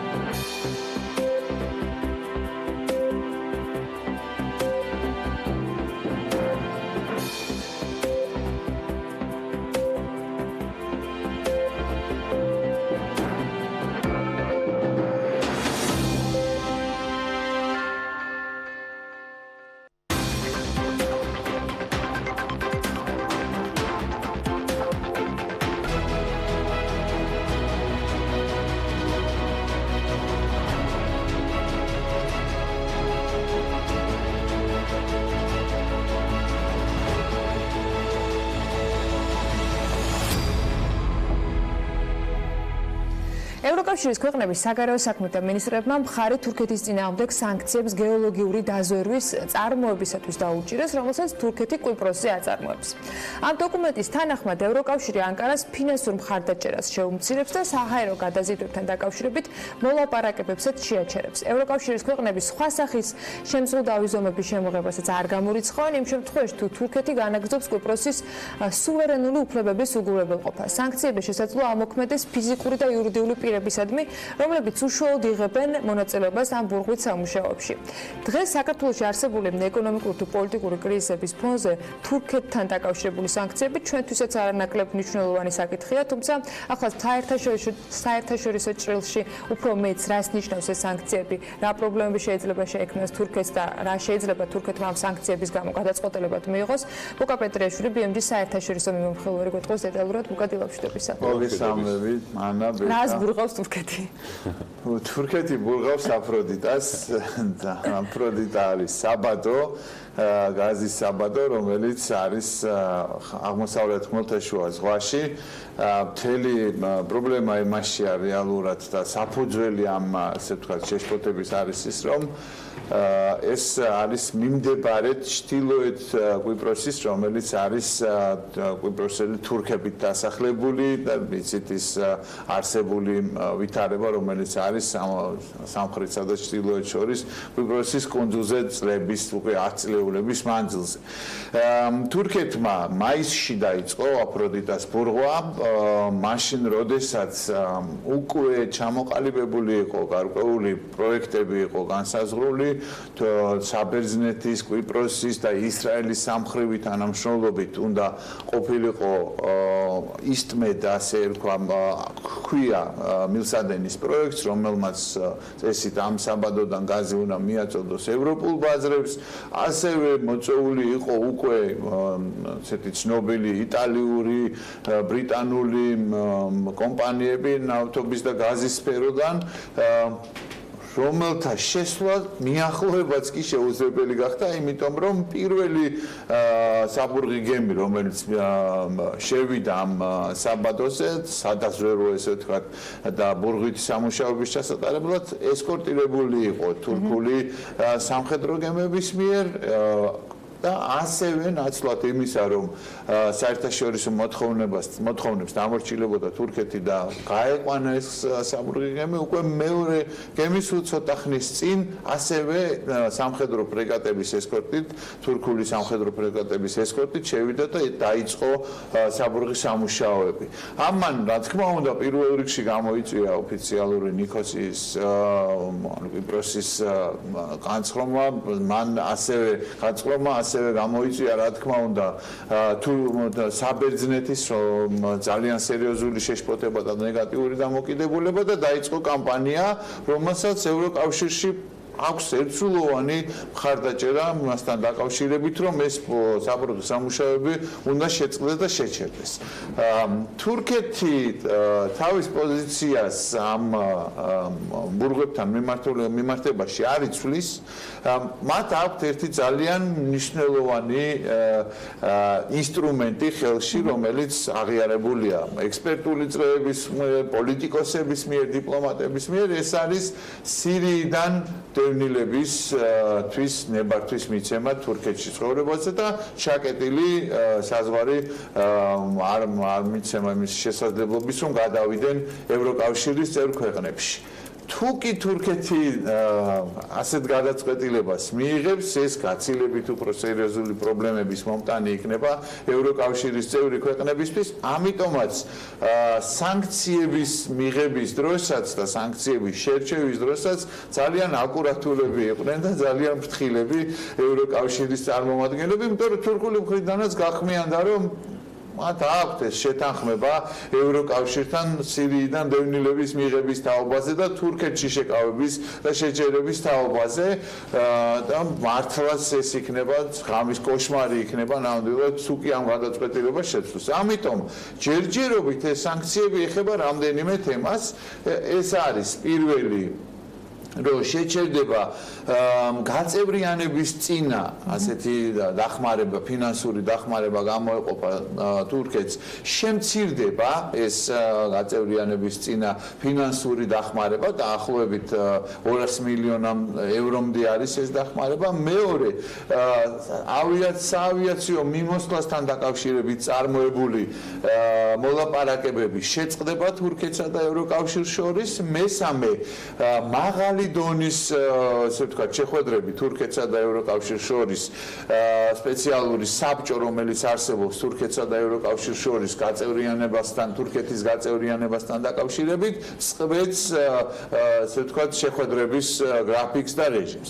ასევე მიმართვა არის გაკეთებული ევროპის საინვესტიციო ბანკის მიმართ გადახედოს თავის პოლიტიკას საკრედიტო პოლიტიკას თურქეთთან მიმართებაში საკმაოდ მსხვილი და დიდი პორტფელი არის საკრედიტო პორტფელი არის განხილვის სტადიაში რამდენიმე მილიარდ ევროს შეეხება ის და ამასთან დაკავშირებითაც შეიძლება იყოს რეალური შეზღუდვები თურქეთისთვის ამ კრედიტების გაცემასთან მიმართებაში.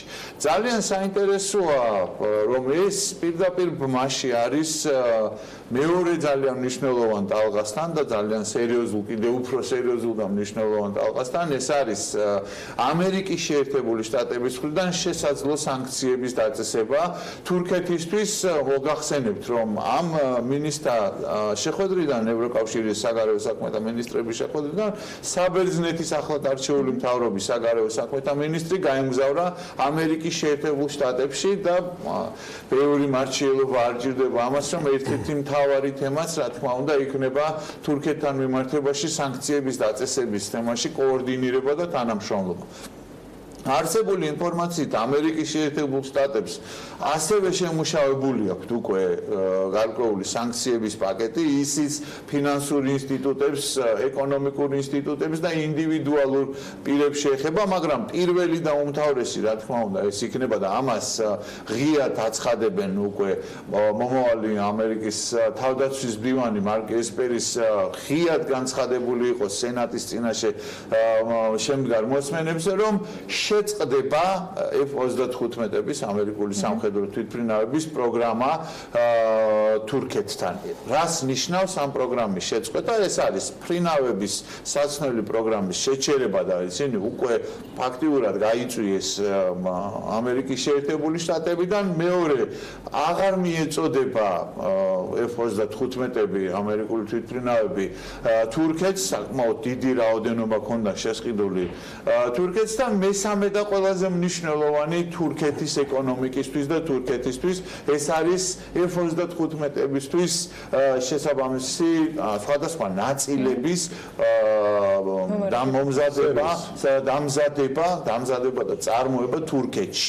ეს არის ძალიან მნიშვნელოვანი რამდენიმე მილიარდით დაარტყავს ასევე თურქეთის ეკონომიკას.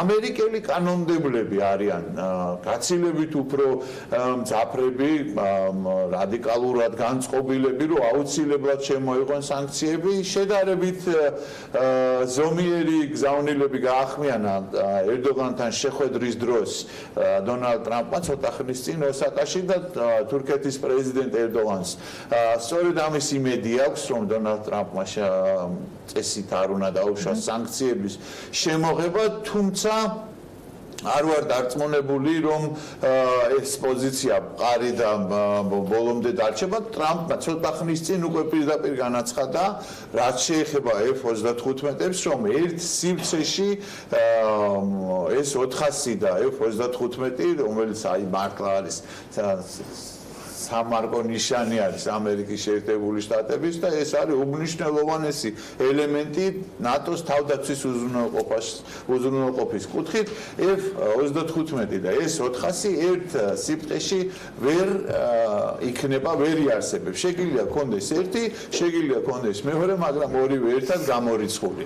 ძალიან მნიშვნელოვანია ეს ნატოს ჭრილში რომ განვიხილოთ ეს პროცესები, იმიტომ რომ თურქეთი ერთ-ერთი ყველაზე მნიშვნელოვანი ნატოს წევრი ქვეყანა, ნატოს წევრი სახელმწიფოა და ეს ურთიერთობების, ესე ვთქვათ, გაუარესება შესაძლოა და ზეგავლენა იქონიოს საბოლოო ჯამში აუცილებლად ზეგავლენას იქონიებს თავდაცვითი სტრატეგიის და თავდაცვითი ტექნოლოგიებთან მიმართებაში, იმიტომ რომ F-35-ები მარტო თურქეთისთვის არ არის განსაზღვრული, ის მოიხაზრება სრულიად ნატოს შემადგენლობისთვის, სხვა წევრი ქვეყნების ყიდულობენ შეისყიდიან F-35-ს და შესაბამისად რუსული, ისე ვთქვათ, მომსახურე პერსონალი ბრძყალებში ეს 400-ების ვერ იქნება ჩართული ამ ტექნოლოგიების შესწავლაში. წვდომა არ უნდა გაუჩნდეთ რუსებს ერთ მნიშვნელოვნად. შესაბამისად, ამ მხრივ ურთიერთობებში გაჩენილი ნაპრალის გაღრმავებას მომავალში კიდევ უფრო უნდა მოველოდეთ. ამავე დროს თურქეთის პრეზიდენტი შესაძლოა ფიქრობდეს რუსებთან ერთობლივად F-35-ების მაგივრად ეს 400-ების წარმოების დაწყებას არის ესეთი ძალიან სერიოზული თურქული სამხედრო კომპლექსის ფირმა ასელსანი, რომელმაც შეიძლება აწარმოოს ეს საჰაერო თავდაცვის სისტემები, დღესდღეობით აქვს გარკვეული გამოცდილებას, მაგრამ ეს იქნება სრულიად ახალი ეტაპი, მაგრამ ეს კიდევ ერთხელ ვიმეორებ, იქნება ძალიან სერიოზული შემოbrunება ნატოს წევრი სახელმწიფოს საერთოდ ამ გეოპოლიტიკურ და ევროატლანტიკურ სივრცეში და სიბრტყეში, იმიტომ რომ რეალურად ხელახლა მოუწევს მთელი სტრატეგიის, თავდაცვის სტრატეგიის შემუშავება და განსაზღვრა ამ სტრატეგიის ელემენტების სრულატლანტიკურ ალიანსს. ამიტომაც ეს თემა არ დასრულდება იმით, რომ 20-20-ისთვის არის მოსალოდნელი სრულად მთელი ეს 400-ების სისტემის მიწოდება, უკვე 10-ზე მეტი რუსული სამხედრო სატვირთო თვითმფრინავი დაждდა ანკარის მიმდებარე სამხედრო ბაზის ტერიტორიაზე, სადაც ჩამოტანილი იქნა, გადატვირთული იქნა ეს 400-ის შემადგენელი მნიშვნელოვანი ნაწილები და ძალიან მალე უნდა დაიწყოს ასევე მათი ინსტალირებას, დაყენებას და ამოქმედებაც შესაბამისად. ეს შეთანხმება, ეს პროექტი შემდგარია, ეს პროექტი იქნება ძალიან სერიოზული უთანხმოების საფუძველი ნატოს წევრ ქვეყნებს შორის და შესაძლოა იყოს რეგიონის ქვეყნებისთვის, როგორც გამოწვევა გულისხმობს საქართველოს, ისე შესაძლოა იყოს გარკვეული უპირატესობას და შესაძლებლობა, რომელიც აუცილებლად უნდა იყოს გამოყენებული. სანქციებთან მიმართებაში არ შემიძლია არ შევეხო ასევე სხვა მნიშვნელოვან თემას, რომელიც გახმიანდა საგარეო საქმეთა მინისტრების შეხვედრაზე, ეს იყო ირანთან მიმართებაში გაკეთებული მიმართვა, განცხადება, საკმაოდ ისეთი მძაფრი შეფასებებიც იყო დიდი ბრიტანეთის საგარეო მდივანმა თქვა, რომ ერთი კაი წელიწადი ჯერ კიდე არის მაინც ბირთვული იარაღის შემუშავებამდე, მაგრამ ეს ერთი კაი წელიწადი ვციტირებ მას, საკმაოდ პატარა და მცირე დრო არის. მიუხედავად ხალბატონი მოგერინის ოპტიმისტური განწყობისა, რომ ჯერ კიდევ ისეთი სერიოზული დარღვევა არ ყოფილა ისეთი მნიშვნელოვანი და შეიძლება ამ ყველაფრის შემოტრიალება, ირანის ხელისუფლება არაპირებს უკან დახევას, ირანის ხელისუფლება არაპირებს არსებული შეთანხმების ხელახლა მოლაპარაკებას. ეს რეაგირება გააკეთა ირანის საგარეო საქმეთა მინისტრმა ამერიკის შეერთებული შტატების ხელისუფალთა მხრიდან, კონკრეტულად პრეზიდენტის მხრიდან და სახელმწიფო მდივნის მხრიდან გაკეთებულ ოპტიმისტურ განცხადებებზე, რომ თითქოს ირანი მზად არის საუბრისთვის, მოლაპარაკებისთვის, ნახოთ როგორ განვითარდება მოვლენები. ირანის საგარეო საქმეთა მინისტრმა BBC-ისთვის მიცემულ ინტერვიუში პირდაპირ და ღიად განაცხადა, რომ ამ ზოგადად მზად არის მოლაპარაკებისთვის, მაგრამ ამ კონკრეტული შეთანხმების გადახედვა მათი მხრიდან არ მოხდება. შევეხეთ სანქციებს, შევეხეთ ირანს და ძალიან მნიშვნელოვანია სხვათა შორის და ყურადსაღები არის ეს საქართველოს კანონმდებლებისთვისაც, საქართველოს მოქალაქეებისთვისაც. ირანის საგარეო საქმეთა მინისტრის მიმართ იგეგმებოდა სანქციების დაწესება, სრულმასშტაბიანი სანქციების, ანუ რომელიც გულისხმობს ფინანსურ შეზღუდვებს, ასე შემდეგ, მაგრამ ძალიან საინტერესო ფორმა იქნა გამონახული ამ სანქციების 6 კვარტლის მიდამოებში ეძლევა ნიუ-იორკში ირანის საგარეო საქმეთა მინისტრს გადაადგილება. ეს არის ის სანქცია, რომელიც უწესდება, აიხსნება ეს იმით, რა თქმა უნდა, რომ გაერო განსხვავებით მართლმადიდებლური საპარლამენტო ასამბლეისგან მართლაც საერთაშორისო მსოფლიო მნიშვნელობის ფორუმია რეალურად და ამერიკის შეერთებულ შტატებს აქვს აღებული ვალდებულება, რომ ნიუ-იორკში უზრუნველყოს ნებისმიერი გაეროს წევრი ქვეყნის ჩამოსვლა, შესაბამისად ასე ჩადიან პრეზიდენტები, მათ შორის ირანისაც. ეს არ გულისხმობს კაპიტოლიუმზე ირანის პრეზიდენტის მთავარ სავარძელში ჩაჯდომას არც ერთ შემთხვევაში და აი ასეთი ფორმა არის შეზღუდის, რომელიც მართლაც გასათვალისწინებელი იქნებოდა იმ შემთხვევაში ლავროვი რო ჩამოვიდეს, თქვათ, რამდენადაც ვიცი, ისიც თბილისში დაბადებული გაზრდილი კაცია და ის საყვარელ უბანში რაღაცა კვადრატში რო ამოძრავონ. არ არის ეს ასეთ ხურდა ხალხზე, როგორც გავრილოვია. საგარეო საქმეთა მინისტრია საუბარი, რომელიც ჯავად ზარიფი ძალიან გამოცდილი, ძალიან სერიოზული და ძალიან ღირსეული დიპლომატია და წარმომადგენელი თავისი ქვეყნის. შეუზღუდეს მას ნიუ-იორკში გადაადგილების ახსნა იმითი არის, რომ არც ამერიკელი დიპლომატები ტრიალებენ და გასეირნობენ თეირანის, ესე ვთქვათ, ვაკეში საბურთალოზე და ასე შემდეგ და შესაბამისად ესეც შეიძლება იყოს ლოკალიზებული გაეროს ცენტრალური შტაბ-ბინის მიდამოებში სასტუმროც იქვე იქნება და მოვა ესე უზრუნველყოფილი იქნება უსაფრთხოების გადაადგილების ერთად ამერიკაში კიდევ სხვა მიმართულებით არის დღეს ჩვენი ყურადღების შიდა სკანდალი აქვს ტრამპს მორიგი ტვიტის გამო, რომელიც მან მიუძღვნა თავისი ქვეყანაში მყოფ ადამიანებს, რომ დაბრუნდნენ სამშობლოში და ამას ნიშანი მათი რასა იყო ძირითად შემთხვევაში მეითებული. მე განცხადებაც გააკეთე რაღაც როისაც არ მოგწონთ. განცხადებას, ესე იგი, მივუყეთ თანმიმდევრობით ტვიტი, რომელიც ესე იგი ავე ტვიტერით ხო ავიძახეთ და დავწერეთ ამ ბლოგში და არაკლებს ტვიტით ესე ვთქვათ განცხადებების გავრცელებას, პოზიციონირებას ამერიკის შეერთებული შტატების პრეზიდენტი და ეს ტვიტი შეეხებოდა არ იყო პირდაპირ მინიშნებული სხვათა შორის, მაგრამ შეეხებოდა კოლმეურნეობის თავმჯდომარის არ იყოს 4 კონკრეტულ კონგრესმენ ქალს, რომელიც არის ახალი შესულები არიან ამერიკის შეერთებული შტატების კონგრესში, წარმოადგენენ პროგრესულ ჯგუფს და იქ დარქმეული აქვს სახელი არის ქვედანაყოფი, ასე ქვია squad, ქვედანაყოფი, რომელიც ძალიან სერიოზული კატეგორიულობით, ძალიან ისეთი ხმაურიანი განცხადებებით გამოირჩევა. მე მინდა აღნიშნო და ამას სპეციალურად ხაზს უსვავ ჩვენი მაყურებლისთვის, რომ შიგნით დემოკრატიულ პარტიის შიგნითაც კი ამ კონგრესის წარმომადგენელი ქალბატონების მიმართ არც თუ ისე მარტივი დამოკიდებულება და მნიშვნელოვან პრინციპულ საკითხებზე, როგორიც არის ჯანდაცვა, განათლება, ხელმისაწვდომი ცხოვრების საბინაო პირობები, ეს განსხვავებები ძალიან დიდია.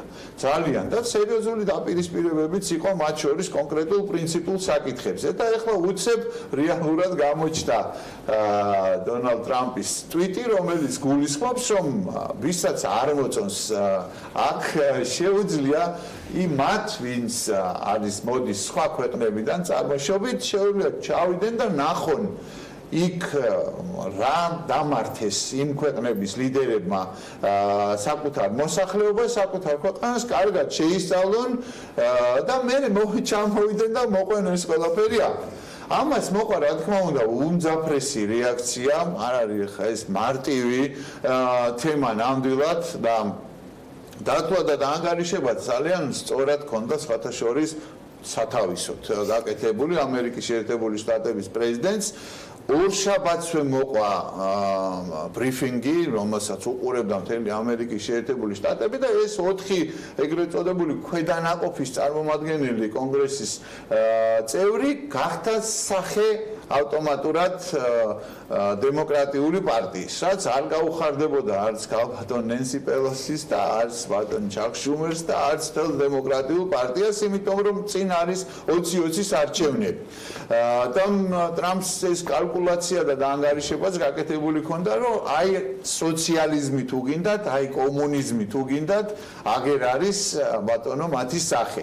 და ჩვენ არ დაუშვოთ ქვეყანაში სოციალიზმს, არ დაუშვოთ ქვეყანაში კომუნიზმს და ვისაც უნდა სადმე სოციალიზმის და კომუნიზმის დანერგვა, იბრძანდეს საიდანაც მოსულა. ამან თვითონ სერიოზული უხერხულობა შეუქმნა რესპუბლიკურ პარტიასაც, გუშინ ღამე ჩვენი დროით გუშინ ამერიკის შეერთებული შტატების კონგრესმა მიიღო სპეციალური რეზოლუცია რესპუბლიკელებიდან მხოლოდ 4 დეპუტატმა დაუჭირა მხარი, კონგრესმენმა დაუჭირა მხარი და რესპუბლიკელი წარმომადგენლები კონგრესში და სენატში ძალიან ისე მოგზალებულად, ზომიერად მიჩ მაკონელმა მაგალითად სენატში რესპუბლიკელების ლიდერმა ღიად განაცხადა, რომ ყველამ უნდა დაუწიოს ტონალობას, ყველამ უნდა დაუშვას ესე ვთქვათ სიჩქარეები და შეარჩიოს სიტყვები, რა თქმა უნდა, მაგრამ ეს რეზოლუცია, რაც ყველაზე მთავარი და მნიშვნელოვანია, გულისხმობს, რომ ამერიკის შეერთებული შტატების პრეზიდენტმა გააკეთა რასისტული განცხადებები და რომ ეს არის რასისტი. ამერიკის შეერთებულ შტატებს ვერ შეიძლება ყავთ ეს რასისტი პრეზიდენტი, ეს არის რესპუბლიკელების პოზიცია და შესაბამისად ისინი კითხვაზე იყო თუ არა ეს რასისტული განცხადებები, ერთ მნიშვნელოვნად აცხადებენ, რომ ამას არ ქონდა არაფერი საერთო რასიზმთან. ობიექტურად უნდა ითქვას, რომ ამ პოლიტიკურ ბრძოლაში და ბატალიაში, ესე ვთქვათ, 20-20-ის არჩევნები სულ უფრო და უფრო მეტად იჭერს ცენტრალურ ადგილს, ასევე უნდა აღინიშნოს, რომ მაინც გარკვეული ამერიკულ საზოგადოებაში არის სერიოზული რაღაცა დაპირისპირებები ფუნდამენტურ პრინციპებსა და ღირებულებებს შორის და არის ძალიან სერიოზული ბრძოლა ეხლა იდეოლოგიური მიმართულებებითაც, თუმცა ამ გამონათქვამების შემდეგ ტვიტერზე ამ გამონათქვამების შემდეგ ცნობილმა კვლევითმა ორგანიზაცია იფსოსმა ჩაატარა კვლევა, გამოკითხული იყო დემოკრატებიც და გამოკითხული იყო რესპუბლიკელებიც, არ გაგიკვირდეთ, რესპუბლიკელებში 5%-ით გაიზარდა ტრამპის მიმართ მხარდაჭერა ამ განცხადებების მიმართ. კიდევ ერთხელ ვიმეორებ, დონალდ ტრამპმა ძალიან კარგად იცის, რომელ ელექტორატზე არის ეს გათვლილი და სად უშვებს ამ გზავნილებს ერთ მნიშვნელოვნად. ასევე უნდა ითქვას, რომ დემოკრატების მხარესაც დამოუკიდებლები უფრო სწორედ დამოუკიდებლებში შედარებით მცირედი ვარდნა რეიტინგში და დემოკრატებში გასაგებია რომ ნაცვლად იმისა რომ ყოველ 10-დან ყოველ მე-4-ს ქონდა სიმპათია მის მიმართ, ახლა ყოველ მე-3-ს უნარჩუნდება, ეს კლება არის საკმაოდ სერიოზული. შესაბამისად ეს სიტყვათა ომაზე შორს ნამდვილად არ წავა, მაგრამ გარანტიას იძლევა იმისა, რომ ეს ზაფხულიც ვიდრე შეგულებების დრომოა საკმაოდ ცხელი იქნება და კიდევ უფრო მაღალი ტონალობებიდან და მაღალი ტემპერატურით გაიხსნება ახალი სეზონი. ძალიან მოკლედ უნდა შევეხოთ ჰონკონგში არსებულ ვითარებას, სადაც განახლდა საპროტესტო აქციები, მიუხედავად იმისა, რომ მიმდინარეობს ახლა მსჯელობა იმაზე დააკავებენ თუ არა აქციის მონაწილეებს, როგორი იქნება სანქციები, რა ხდება, რა ვითარება, ძალიან უცებ უნდა შევაჭროთ იქ კონსტიტუცია. ერთ წუთში ჩავედევით, ეს არის როგორც Facebook-ზე აღნიშნე ბრძოლა ბოლომდე, გამოცხადებული ჰონკონგელი უკვე აჯანყებულ ამბოხებულებათაც მოინათლენ ხელისუფლებისგან, კოლგების რევოლუციის სულისჩანგველები, მათ აქვთ სურვილი, რომ არა მხოლოდ შეჩერებული იყოს კანონმდებლობა, რომლის მიხედვითაც შევახსენებ ჩვენს მაყურებელს, უნდა იყოს გადაცემული ჩინეთისთვის განსხვავებულად მოაზროვნე ადამიანები, არამედ საერთოდ გაიწვიონ პარლამენტიდან. როგორც იცით, ცოტა ხნის წინ ჰონკონგის მმართველმა განაცხადა, რომ ეს კანონმდებლობა, ეს კონკრეტული ინიციატივა მყარია და ის აღარ განიხილება უახლოეს ხანში, მაგრამ ეს იყო სიტყვები და მისი გაწვევა არ მომხდარა პარლამენტიდან, ჰონკონგის საკანონმდებლო ორგანოდან. ძალიან სერიოზული დიდი კიდე შემდეგი ტალღისთვის ემზადებიან. ჩატარებული არის რამდენიმე უმსხვილესი აქცია, 9 მილიონიანი, 1 მილიონიანის, როგორც თვითონ ჰონკონგელები ამბობენ, ტაქტიკა მათაც შეცვალეს ახალ ახალგაზრდების არ იყოს, გადაადგილდებიან სხვადასხვა მიმართულებით, მაგალითად ორი მიმართულება იყო ბოლოს შერჩეული, ერთი ელიტური მოსახლეობით, ესე ვთქვათ, მოქალაქეებით და ჰონკონგელებით დასახლებულობაში და ერთი, სადაც ძირითადად ჩადიან ჩინეთიდან ტურისტები, სადაც ესე ვთქვათ, რეალურად უნდა მიიტანონ ამათმა უკან ჩინეთში წაიღონ ეს გზავნილი, რა დამოკიდებულება არის, ეს ძალიან გამიზნული და გააზრებული არის. არავის არაფერს სქემას და ტიპებს არ ვაძლევ ნამდვილად, თავისით გადაწყვიტონ და იმოძრავონ და გადაადგილდნენ, თუმცა საშურია და დასაფასებელი ნამდვილად, რომ სამოქალაქო საზოგადოება არის იქ ძალიან ძლიერი და საკითხი იმის თაობაზე დააკავონ თუ არა აქციის მონაწილეები დგას ძალიან მაღალ დონეზე და ყველა განიხილავს, რომ ეს შეიძლება იყოს სარგებლის მომტანი ყველა მხარისთვის, ყველამ შეინარჩუნოს, ესე ვთქვათ, სახე, ყველა გამოვიდეს ამ სიტუაციიდან მოგებული თუ გამოცხადდება ამნისტიები ნახოთ, ამასაც შევაჯამოთ აუცილებლად. ერთი კვირა გვაქვს იმისთვის, რომ ამყოფეს თვალი ვადენოთ და რა თქმა უნდა ინფორმირებულებმა. იქამდე აუცილებლად უნდა წავიკითხოთ 4G-ზე გამოქვეყნებული ბლოგები, ამუშავებათის და შემდეგობშებაც კიდევ ერთ საინტერესო გელოდებათ. მადლობა ბუკას დღევანდელი მიმოხილვისათვის, ჩვენ კი რეკლამის შემდეგ იბრუნდებით.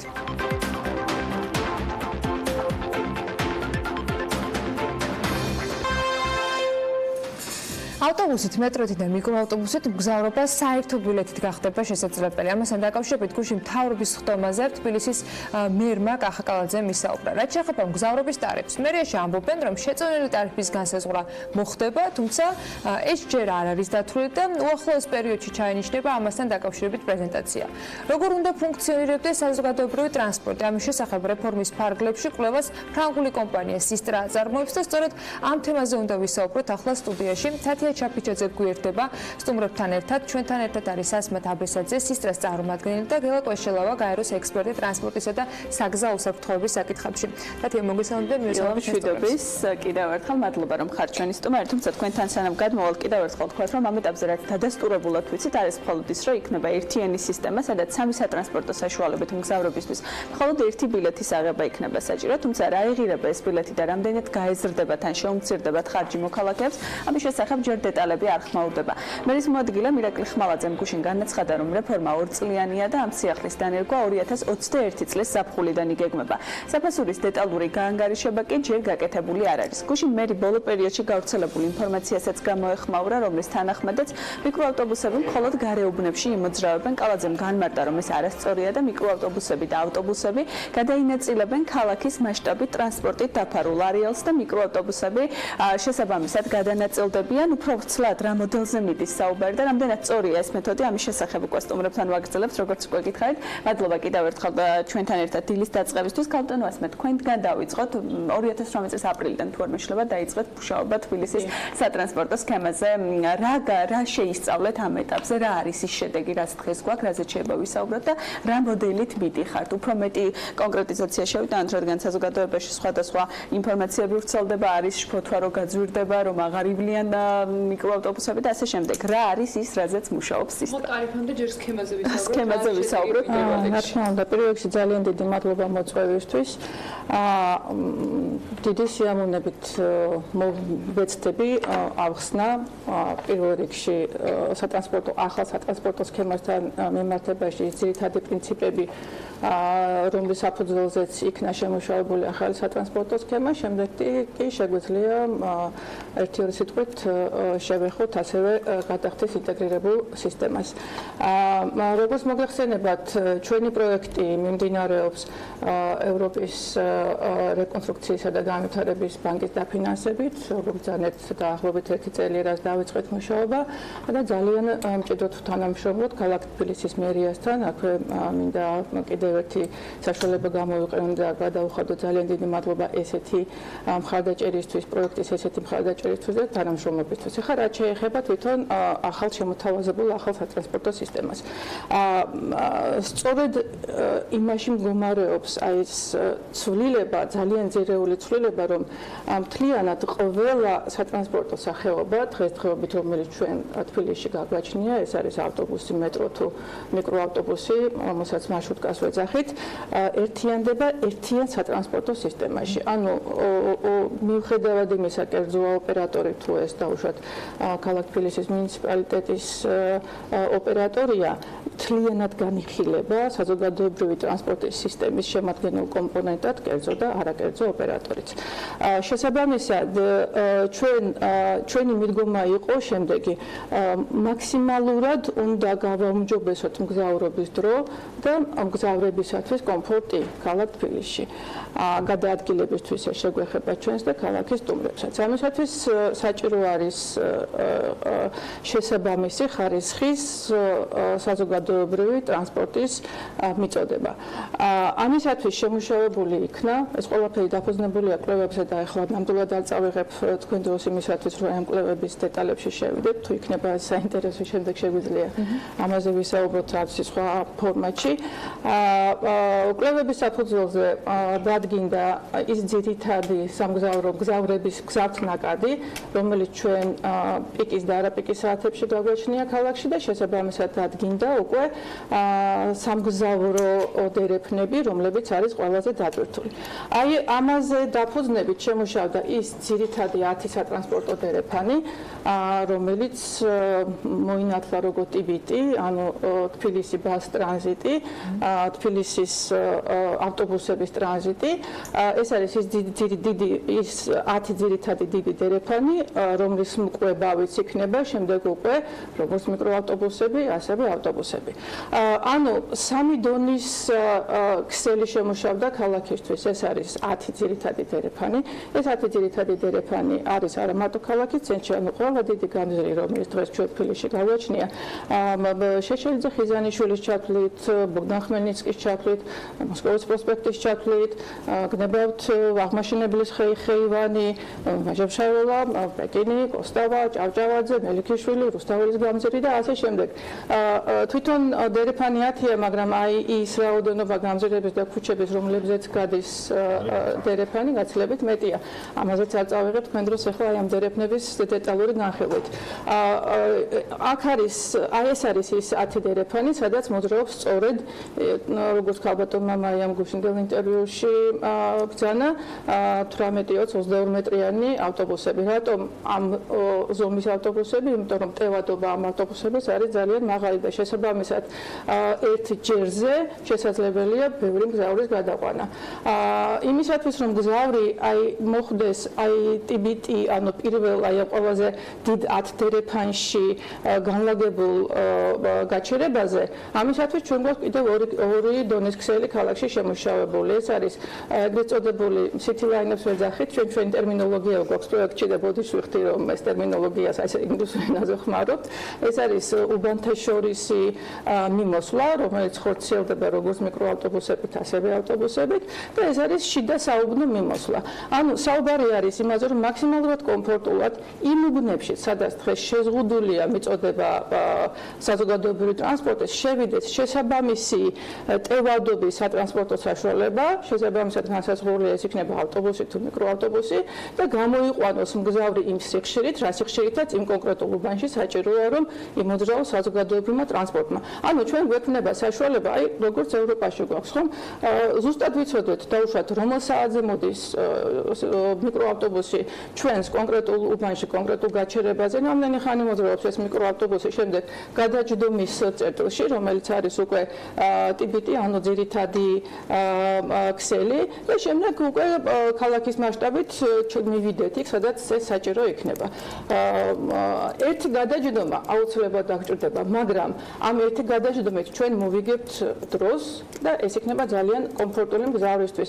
მიუხედავად იმისა, რომ გარკვეულმა ნაწილმა მოსახლეობის შეიძლება იფიქროს, რომ ეხლა კიდევ რო გადაჯდომა გადმოგვებაში იქნება ხაზები გაუქმდება. იცით რა, აი გრძელი ხაზები, არა, მოდით, აი ეს გრძელი ხაზები, არ თქვათ რა, ეს გრძელი ხაზები და მოკლე ხაზები რას ნიშნავს? მაშინ მითხარით, აი რას ნიშნავს გრძელი ხაზები და რას მოკლე ხაზები? მერის მხრიდან თვითონ პრინციპი გაუქმდება და იქნება გადაჯდომის სარგების თვითონ პრინციპი იცვლება მთლიანად. საუბარი არის იმაზე, რომ მაქსიმალურად დიდი რაოდენობის მგზავრი გადავიყვანოთ დიდი ტევადობის ავტობუსით ერთ ჯერზე, რაც არის იმის საფუძველი და აუცილებლად ამის შედეგად ჩვენ შეგვიმცირდება მგზავრობის დრო. ძალიან მნიშვნელოვანი რაც გამორჩა და ალბათ ხაზგასმით უნდა აღნიშნო, ყველა იმ 10 ძირითად დერეფანში ავტობუსი იმოძრავებს მისი გამოყოფილი ხაზის საშუალებით. ანუ ავტობუსი არ მოხდება ჩვეულებრივად საავტომობილო გეთანხმებით აბსოლუტურად საავტომობილო ზოლში შესაბამისად მას არ ექნება იგივე შეფერხება რაც აქვს დაუშვათ პიკის და გნებათ-არაპიკის საათებში მსუბუქ ავტომობილს. პრიორიტეტი იქნება ავტობუსის მოძრაობა შესაბამისად ჩვენ რა ვიცი მე ყოველ შემთხვევაში კერძო ავტობუსის ფლობელი თუ კი ვიდგები საცობში ავტობუსში ჯდომი მგზავრი გაცილებით სწრაფად იმოძრავებს. გამოჩნდება აშკარად, რომ საზოგადოებრივი ტრანსპორტით გადაადგილდები სწრაფად, დროულად და კომფორტულად. რამდენი სწორია ბატონ გელა ის მოდელი, რაც ახლა მომისმინეთ და თქვენ ჩართული ხართ ამ პროცესებში, როგორ გაიარა ეს გზა ევროპის სხვადასხვა ქვეყნებად და ჩვენი მეთოდი რამდენად ფალსაფად მინდა აღნიშნო, რომ ზუსტად აი ეს მას ტრანზიტს ეძახიან, ამაზე ხდება დიდი ქალაქებში მოძრაობის აწყობა, ესე იგი შენ ძირითადად აი დიდ მთავარ მაგისტრალებს გამოყოფ, რაც შეიძლება მასობრივ გადაყვანაზე და რა თქმა უნდა ეს უნდა იყოს, რა გვინდა ჩვენ საზოგადოებრივი ტრანსპორტი უნდა იყოს, ესე იგი სწრაფი, უსაფრთხო, კომფორტული, ხომ და ხელმისაწვდომიც, ხომ? აი ეს 4 და გარემოზე ნაკლები ზიანის მომტანი, ხომ? აი ეს 4 კომპონენტი თუ გვინდა დააკმაყოფილოს, მაშინ აი ამ სისტემით უნდა აეწყოს. აეწყოს რაც გვია, რომ ხერხემალი უნდა იყოს ეს დიდი ხერხემალი, რომელიც და ამ ხერხემალზე მე არის მიბული ეს პატარა მეორე და მესამე წრე და აქ მთავარი ის არის რომ როცა საუბარია ინტეგრირებაზე და ბარათის შექმნაზე, ესე იგი ჯერ ტრანსპორტის ინტეგრირება უნდა მოახდინო, რომ ეს ბარათი გამოიყენო, ხო? და ეს წინ გადადგმული ნაბიჯია, მაგალითისთვის მინდა მოვიყვანო ბერლინში, მაგალითად ეხა უნდათ ერთწლიანი ბარათები გამოუშვან და ეღირება დღეში 1 ევრო. იაფია ბერლინისთვის, ხო? 1 ევრო და ბერლინში რო გადაადგილდნენ მთელი დღე. 4 ევრომდე ღირს დაახლოებით. ხო, მთელი დღის განმავლობაში რო გადაადგილდნენ. თბილისშიც დრო იყოს 6 თვიანი, 1 წლიანი ბარათები, იმიტომ რომ ხალხ არ უნდა ვიფიქროთ, რომ გაძვირდება. ესე იგი საათნახევარი დღეს საათი შეგიძლია გამოიყენო და ისიც შეზღუდულად. თუ საათნახევარი შეგიძლია გამოიყენო და უფრო მეტ ტრანსპორტში უფრო უკეთესი არა, არსი რა არის ამ რეფორმის, რომ მთავარი არის რომ ამ ოპტიმიზაცია მოხდეს. და რაც შეიძლება მერიამაც ყველა არ არსებობს მსოფლიოში ქალაქი, სადაც საზოგადოებრივი ტრანსპორტის რაღაც დონით დოტაცია არ ხდება. ვერც ერთ ქალაქს ვერ მეტყვით. რაღაც დონით მერია 10-15%-ით კერძო ოპერატორია თუ ყველგან მაგრამ ეს თუ ოპტიმალურად არ ოპერირება, არ განახორციელება ეს მარშრუტები თუ არ შექმენი პირველში, რომელიც ინტეგრირებულია, ხო? აი ამ საქალაქო უბნებთან, ამ სხვადასხვა ქუჩებთან კარგად, სხვანაირად არაეფექტურიც იქნება ხარჯებიც მოქალაქეებსაც უფრო მეტი ექნება და მერიასაც. ამიტომ ინტეგრირების პროცესში ყველაზე მნიშვნელოვანი არის ეს კომპონენტი, რომ ეს დერეფნები უნდა გაკეთდეს, ამ დერეფნებზე უნდა აეწყოს ეს სისტემა და ამ დერეფნის აწყობის შემდეგ უკვე აი ინტეგრირებული ბარათების სისტემა უნდა შემოვიდეს, რომელიც დარწმუნებული ვარ, რომ როგორც აი ჩაფიქრებული ინსტიტუციურად თუ მოხდა ბევრ ადამიანს გადაიყვანს კერძო ავტომობილიდან საზოგადოებრივ ტრანსპორტზე მარტო ერთი რაღაცის გამო. როცა ხედავ სიხარ კერძო ავტომობილში და საზოგადოებრივი ტრანსპორტი უფრო ჩქარა მიდის. ხალბუნებრივია და როცა იცი რომ სიტყვაზე რაღაც უბანში მიდიხარ და საათში 1 ლარი უნდა გადაიხადო პარკინგში, ისე კარგად გადაჯდები ავტობუსზე და ისე მშვენივრად. მიზანიც ფაქტობრივად ეს არის. როდის იქნება საჯარო ეს კვლევა, იმიტომ რომ საუბარი ამ თემაზე ბევრი შეიძლება იყოს, მაგრამ დეტალური ჩაშლისთვის ხელმისაწვდომობა როდისთვის გახდება მე შემიძლია პროექტის მიმდინარეობის ვადები მოგახსენოთ. ქალაქ თბილისის მერიის პროდუქტია ეს და ალბათ ეს კითხვა უფრო ქალაქ თბილისის მერიას უნდა მიმართოთ ამ კითხვით ქალაქ თბილისის მერიას. ჩვენ წლის ბოლომდე მთლიანად სრულად წლის ბოლომდე ნოემბრის ბოლომდე სრულად ვასრულეთ პროექტს და ყველანაირი ინფორმაცია, მასალა, კვლევა, ვიცი, რეკომენდაცია და ასე შემდეგ, რაც უნდა შემუშავებული იყო პროექტის ფარგლებში იქნება მზად. თუ როდის გააკეთებს ამის პრეზენტირებას მერია ეს უკვე. შეგვიძლია თანხაზე რაიმე ვთქვათ კონკრეტული, ანუ თუ დღესდღეობით საათნახევარია უფასო მეტრო და ავტობუსი, აი ამ შემთხვევაში დრო იგივე დარჩება ტარიფი, აი რაიმე კონკრეტულის დასახელება. ესეთი საათია უფასო. მოდით ესე ვთქვათ, რომ უფასო საერთოდ ამ ქვეყანაზე არაფერი არ არის. ანუ ერთი გადახდა. კი ბატონო. მე შემიძლია მოგახსენოთ აი ძირითადი პრინციპები, რომლებიც გადახდის ინტეგრირებულ სისტემას შეეხება. რას გულისხმობთ ინტეგრირებულ სისტემაში? დღესდღეობით ჩვენ ცალკე გადახდის სისტემა გვაქვს ავტობუსში და მეტროში და ცალკე გადახდის სისტემა არსებობს იმისათვის, რომ იმგზავრო მიკროავტობუსით, ეგრეთ წოდებული მარშრუტკით. სამომავლოდ იგეგმება და ეს უკვე გადაწყვეტილია და საქართველოს ბანკი, რომელიც არის ქალაქ თბილისის მერიის პარტნიორი დაბილეთიანების საკითხებში, მოყვება ამ პროექტის განხორციელებაში აბსოლუტურად ბოლომდე და მხარში გვიდგას.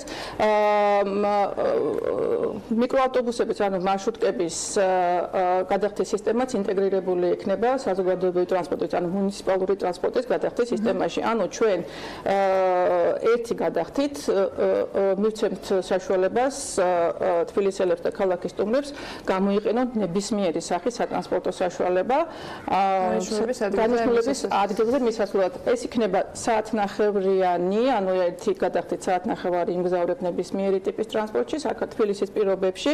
ეს ნიშნავს იმას, რომ რომელ წერტილშიც არ უნდა ჩაჯდე თბილისის ან მიმდებარე ტაბახმალა ავიღოთ მაგალითად, ნებისმიერ შემთხვევაში საათნახევარი იყო გზავს იმისთვის, რომ მივიდეს საავტოეს ფასიც გვეცოდინება, მაშინ რაც თბილისის მერია პრეზენტაციას გამართავს და ნამდვილად მნიშვნელოვანი იქნება ამ თემებზე მომავალში საუბრის განახლება და დაძნობა, რომ ჩვენ კიდევ შევიკრიბებით იმისათვის, რომ სხვა ყველა სიახლეზე გავაგრძელოთ საუბარი. მადლობა, რომ მიყავით. ხო, მადლობა. თუ უფლებას მომწევთ ძალიან სულ ერთი წინადადებით მინდა დავაზუსტო. პირველ რიგში ყველანაირი შეღავათი იქნება შენარჩუნებული, ანუ შეღავათიანი ტარიფის მქონე მგზავრებისათვის. ეს არის ძალიან მნიშვნელოვანი მომენტი და კიდევ ის რომ აი რაც ბატონმა გელაბძანა გვექნება ახალი ტიპის ბარათები, ანუ შეიძლება თბილისის ძალიან იაფი გამოდის და აი ფასი არ გაიზრდება დაწუნებულება თუ იქნება სწორად დაგეგმილი და ამ სისტემაზე აწყობილი. დაკავშირებით მუშაობა წლის ბოლოს დასრულდებად მას აუცილებლად დაუბრუნდებით ასმათ აბესაძე სისტრეს წარმომადგენელს და გელა კვაშლავას გაეროს ექსპერტს ტრანსპორტსა და საგზაო უსაფრთხოების საკითხებში მას ვიზობდით საქმიანი დილის ეთერში. ვიდრე სარეკლამო პაუზაზე გავალთ ერთი ძალიან საინტერესო ვიდეო გვაქვს მათთვის მომზადებული არაფორმალური გარემო დავით გოგიჩაიშვილი, თაკო როდონაია, ანდროდ გებუაძე, გიორგი თარგამაძე და მასმიძელი გიორგი ისაკაძე. საინტერესო შემადგენლობა არანაკლებ საინტერესო თემის გარშემო დისკუსიისათვის ჩვენი მაყურებლისთვის კარგად ნაცნობ სატელევიზიო პროექტში შეიკრიბა. არის თუ არა ბიზნესი კომფორტის ზონაში და საჭიროა თუ არა გარღვევა. PMG ლანჩი კოსტედან.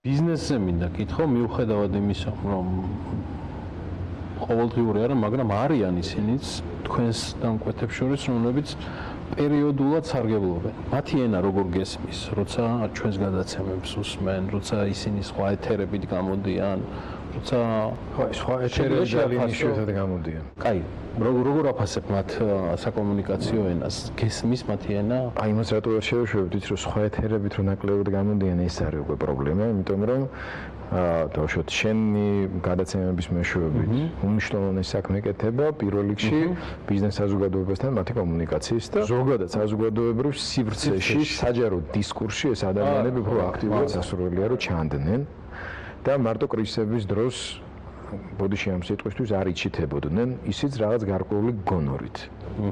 ეს არის პრობლემა, შეიძლება ცოტა უხეშად გამომივიდა ახლა ამის თქვა, მაგრამ ამ ადამიანებს ჭირდებათ საზოგადოების გვერდში დგომა, რამდენადაც სუსტი პოლიტიკური სისტემის შულებრივი ჯერჯერობით, სასამართლო არ გვივარგა, უამრავი პრობლემა, მონოპოლიების განსაკუთრებით პოლიტიკაში და ასე შემდეგ და ბიზნესში ვერც ერთი ადამიანი თავს დაცულად ვერ გრძნობს. დაცულად შეუძლია იგრძნოს მხოლოდ იმ შემთხვევაში, თუ ექნება მყარი, ძლიერი საზოგადოებრივი მხარდაჭერა. და ეს საზოგადოება მარტო მაშინ არ უნდა გვახსენდებოდეს, როცა ჩვენი პროდუქტის გაყიდვა გვინდა, ან მარტო მაშინ, როდესაც ვიღაცა რეიდერულ შეტევას დაიწყებს. თუმცა როცა გაუჭირდებათ, იწყებენ ხმაურს, და რაც თავარია, მე ითხოვენ მხარდაჭერას სხვებისგან. საკუთარი თავი ავიწყდებათ წარსულში, როცა მათ რომელიღაც კოლეგას რო გაუჭირდა, მათ მისთვის მხარი შიდა სოლიდარობის ელემენტი არასდროს დაუჭერდა. დეფიციტი გარედან საზოგადოების სხვა ნაწილიდან ძალიან ცუდად ჩანს, ხო ხვდებით, იმიტომ რომ ჩვენ გვესმის, რომ ბიზნესი არ არის პოლიტიკური პარტია თავისთავად ცხადია. მაგრამ არის რაღაცა გარკვეული ღირებულებები და თემები, ან ბიზნესში არის ღირებულებები, ხო მარტო პოლიტიკაში ხო არ არის, ლიტერატურაში და რელიგიაში და ასე შემდეგ. ანუ თუნდაც რაღაც ბიზნეს ღირებულებები ამ ქვეყანასთან დაკავშირებული, რომლის გარშემოც საერთო სოლიდარობის ნიადაგს უნდა გრძნობდეს ეს ხალხი, რომ თვითონაც იმ ნიადაგზე იდგეს, თანამონაწილე იყოს და თვითონაც ეტკინოს. ერთადერთი რაც შეიძლება გააკეთო, გულწრფელობა არის და გულწრფელობა არის ის, რაც ყველას ეშინია. იმიტომ რომ ეგ დაახლოებით როგორ რაღაცაა, ცოტა ის სცენაზე რო გადიხარ და რა ვიცი მეც ახლა ჩემს ახალგაზრდობაში ვიმღეროთ და იყო დიდი დილემა, როგორ უნდა დაუკრათ, როგორც მაიკ ჯექსონი ისე უნდა ვიმღეროთ, თუ როგორც ანდრო. და ეგ არის მეს პრობლემა, იმიტომ რომ თუ ეს მე არის შენ გონია რომ უნდა გადაიზღვიო თავი და უნდა იყო მაიკ ჯექსონ 2. მაგრამ რაღაცა მომენტში ხვდები რომ ანდრო პირველი ჯობია მაიკ ჯექსონ მეორეს. 4 თვიანი პაუზა საქართველოსგან, გეოგრაფიული და ფიზიკური ამ შემთხვევაში. ხო გაგიმზაფა ამ 4 თვიანმა პერიოდმა ეს კითხვები, რაზეც ვსაუბრობთ ჯამში და აი მე კონკრეტული მიმართებები ხო არ ჩამოგიყალიბე. ძალიან დამკვიდრდა მსოფლიოში ეს არის პასუხისმგებლიანი კომუნიკაცია. პირდაპირ გეუნებიან და გასწავლიან ამას, რომ შენ და იყო პასუხისმგებელი თითოეულ შენს სიტყვაზე, შენს გამოსვლაზე, ნებისმიერ მასალაზე, რომელსაც გაავრცელებ. ახალი ტიპის ადამიანიც ყავს, ხო? უკვე საზოგადოება არ არის იგივე, რაც იყო წლების წინ. მე მგონია, რომ ესეც ვერ გავითავისეთ კარგად და ვერ ავუწყოთ ფეხი ადამიანს, რომელსაც შეუძლია თვითონ გადაამოწმოს ინფორმაცია, შენზე მეტი ინფორმაცია მოიძიოს მყისიერად, შეგამოწმოს. ჩვენ მაინც გვგონია, რომ ჩვენს მიერ ჩვენ ზოგადად გულისხმობთ დიდ ორგანიზაციებს და ასევე სამთავრობო სექტორს, მაინც ეს შეგრძნება არ გვაქვს, რომ ამის გადამოწმება მალევე მოხდება და შეიძლება უარესად დაგვიბრუნდეს უკან, ხო, გაშვებული ინფორმაცია. ამიტომ მგონია, რომ აქაც პრობლემა გვაქვს. სტუდენტები ვისთანაც იწყებთ რაღაცა სალექციო კურს, აი PR-ზე აქვს რაღაცა ისეთი წარმოდგენა, როგორც ზედაპირული. ხო, მოსახლეობის 90-19%. იმიტომ რომ PR-ის 90% ნიშნავს, რომ შენ უნდა ტყვილი გადაიკრა სახეზე და გაყიდო არა ის, რაც ხარ, არამედ ის, რაც გინდა რომ იმან აღიქოს. ფაქტობრივად ის არის, რა ქვია, შავი მაგიასავით რაღაცა არის. რაც არ არის. აი, ქართულ კომპანიებს თუ დავაკვირდეთ, არავის არ ვაყენებ შევაწყობთ, ეს არის მასობრივად ასე ხდება.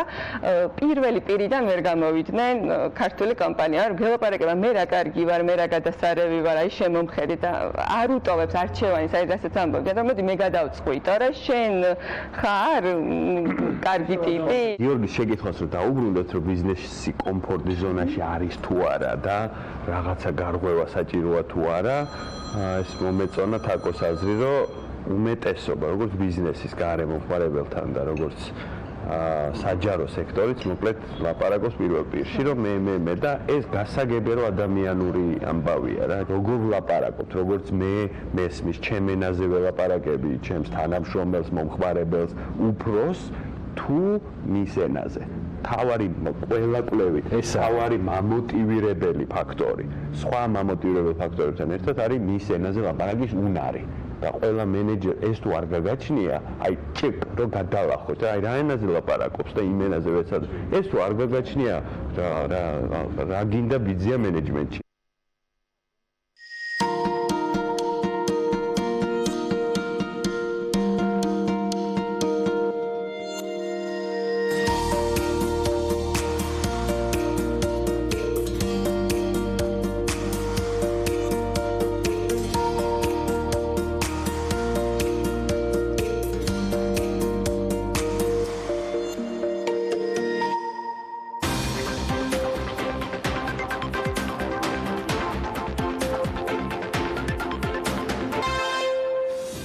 გაგვიბრუნდა ნინო ზამბახიძე და დღეს ძალიან საინტერესო ამბობითთან შესაძლოა იცით, თუმცა დღეს კიდევ უფრო მეტი უნდა გავიგოთ აპლიკაციაზე სახელით Expago.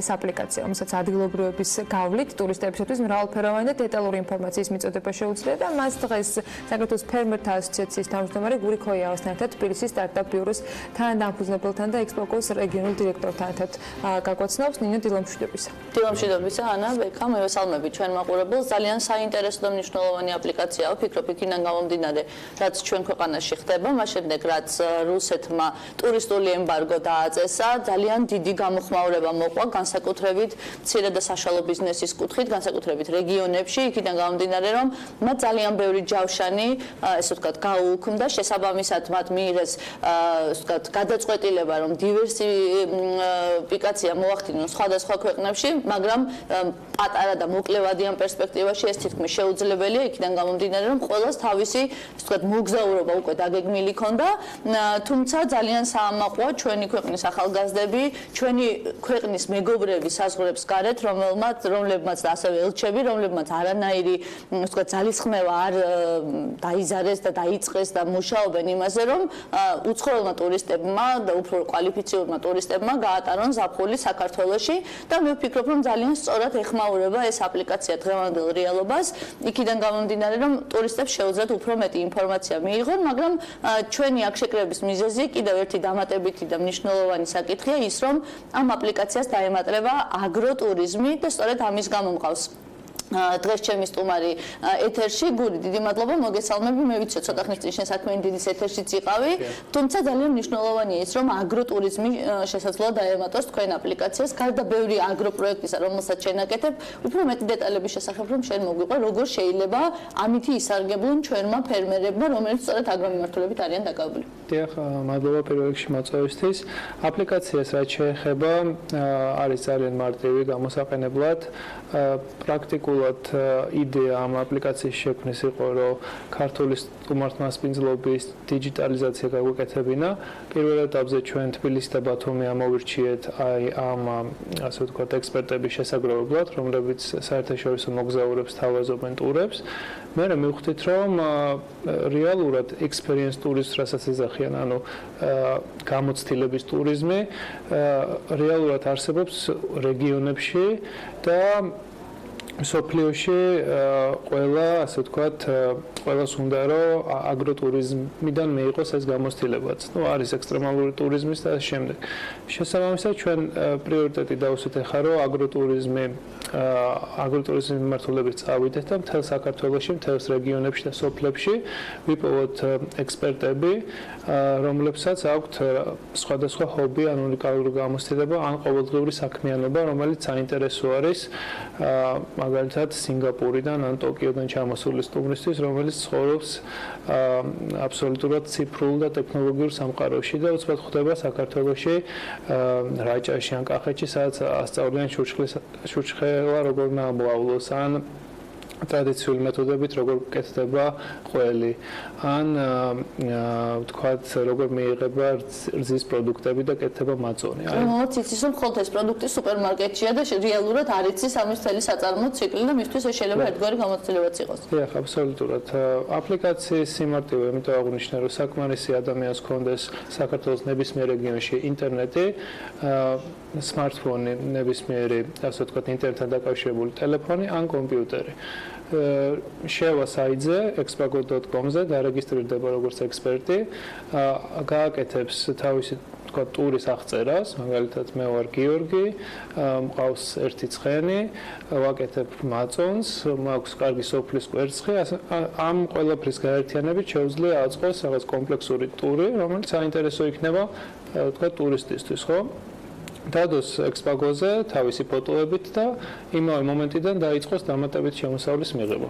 ანუ Expago უფრო დაუხსნათ ჩვენ მაყურებელს არის დაახლოებით იგივე ფორმატის მატარებელი რაც არის Airbnb, უბრალოდ ამ შემთხვევაში ის როგორც დაქირავებული გიდით შეიძლება იყოს და თქვა თავისი რეგიონიც გააცნოს, თუ მხოლოდ მისი სასტუმრო ბიზნესით შემოიფარგლება. აბსოლუტურად. Expago-ს იგივე პრინციპი აქვს რაც Airbnb-ს, შეფასების სისტემა სისტემით, თვითონ როგორც მუშაობს და ასე შემდეგ.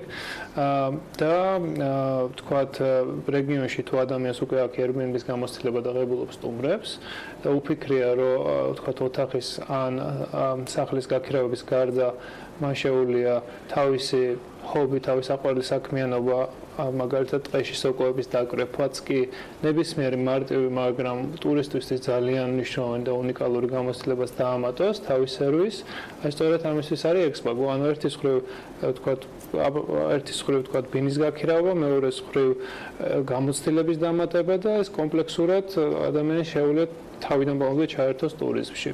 და კიდევ ერთი პრინციპში ბოლო შეკითხვა, ძალიან დიდი კამპანია Spend Your Summer in Georgia, რომელიც რამდენიმე გოგომ შექმნა, ხო? რაღაც უცებ დაიწყეს სპონტანურად და რო შევდივარ ამ საიტზე, ვოცდები რამდენი ადამიანი ჩამოდის და როგორ უზიარებენ გამოცდილებას. არის თუ არა რეალურად ეს თქვენი აპლიკაცია შემავსებელი აი ამ სოციალური და Facebook კამპანიის, რომელიც არის გაატარა ზაფხული საქართველოში? დიახ, ჩვენ ამ კამპანიასთან ერთად გავაქტიურდით, სხვათა შორის გუშინ მქონდა შეხვედრა გოგოებთან და ვფიქრობთ, რომ როგორ დავეხმაროთ ერთმანეთს.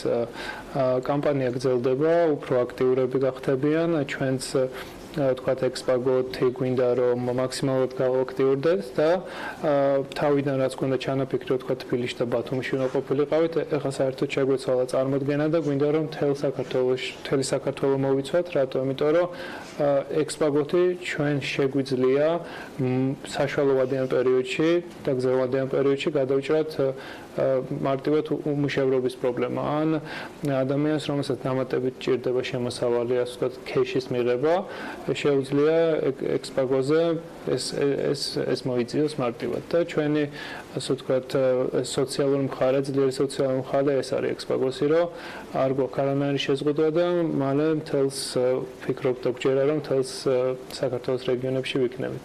Რა დაგვრჩენია ანა და ბექა ჩვენ ხშირად საუბრობთ იმაზე რომ ჩვენი ზაფხულითან ჩემი ფერმერების ესე ვთქვათ ადგილები გვაქვს მოსანახულებელი და ჩვენც გავატაროთ შეძლების და გვარად ჩვენი ზაფხული საქართველოში პრინციპი ზაფხული არა გვაქვს უკვე ზამთარი არის და შეგვიძლია რომ ჩვენი ზამთარი გავატაროთ სათხილამურ კურორტზე ტურისტულობი და Expago-ს სულ წარმატება უფრო მეტი დაინტერესებული ადამიანი და რა თქმა უნდა უფრო მეტი აქტიური ფერმერით იქნება ეს თუ უბრალოდ იმ ადამიანებს ვისაც შეუძლიათ რომ ტურისტებს სხვადასხვა სერვისი თავაზონ წარმატებები მათ ყველას და რა თქმა უნდა Expago-ს და ყველა ადამიანს ვინც ამ კამპანიაში იქნება ჩართული. ჩვენ კი ინო ზამბახიძესთან და გური ქოიავასთან ერთად ვასრულებთ საქმიანი დილის ეთერს. ხვალ დილით რაზე შეხვდებით ერთმანეთს ბედნიერ დღეს გისურვებთ.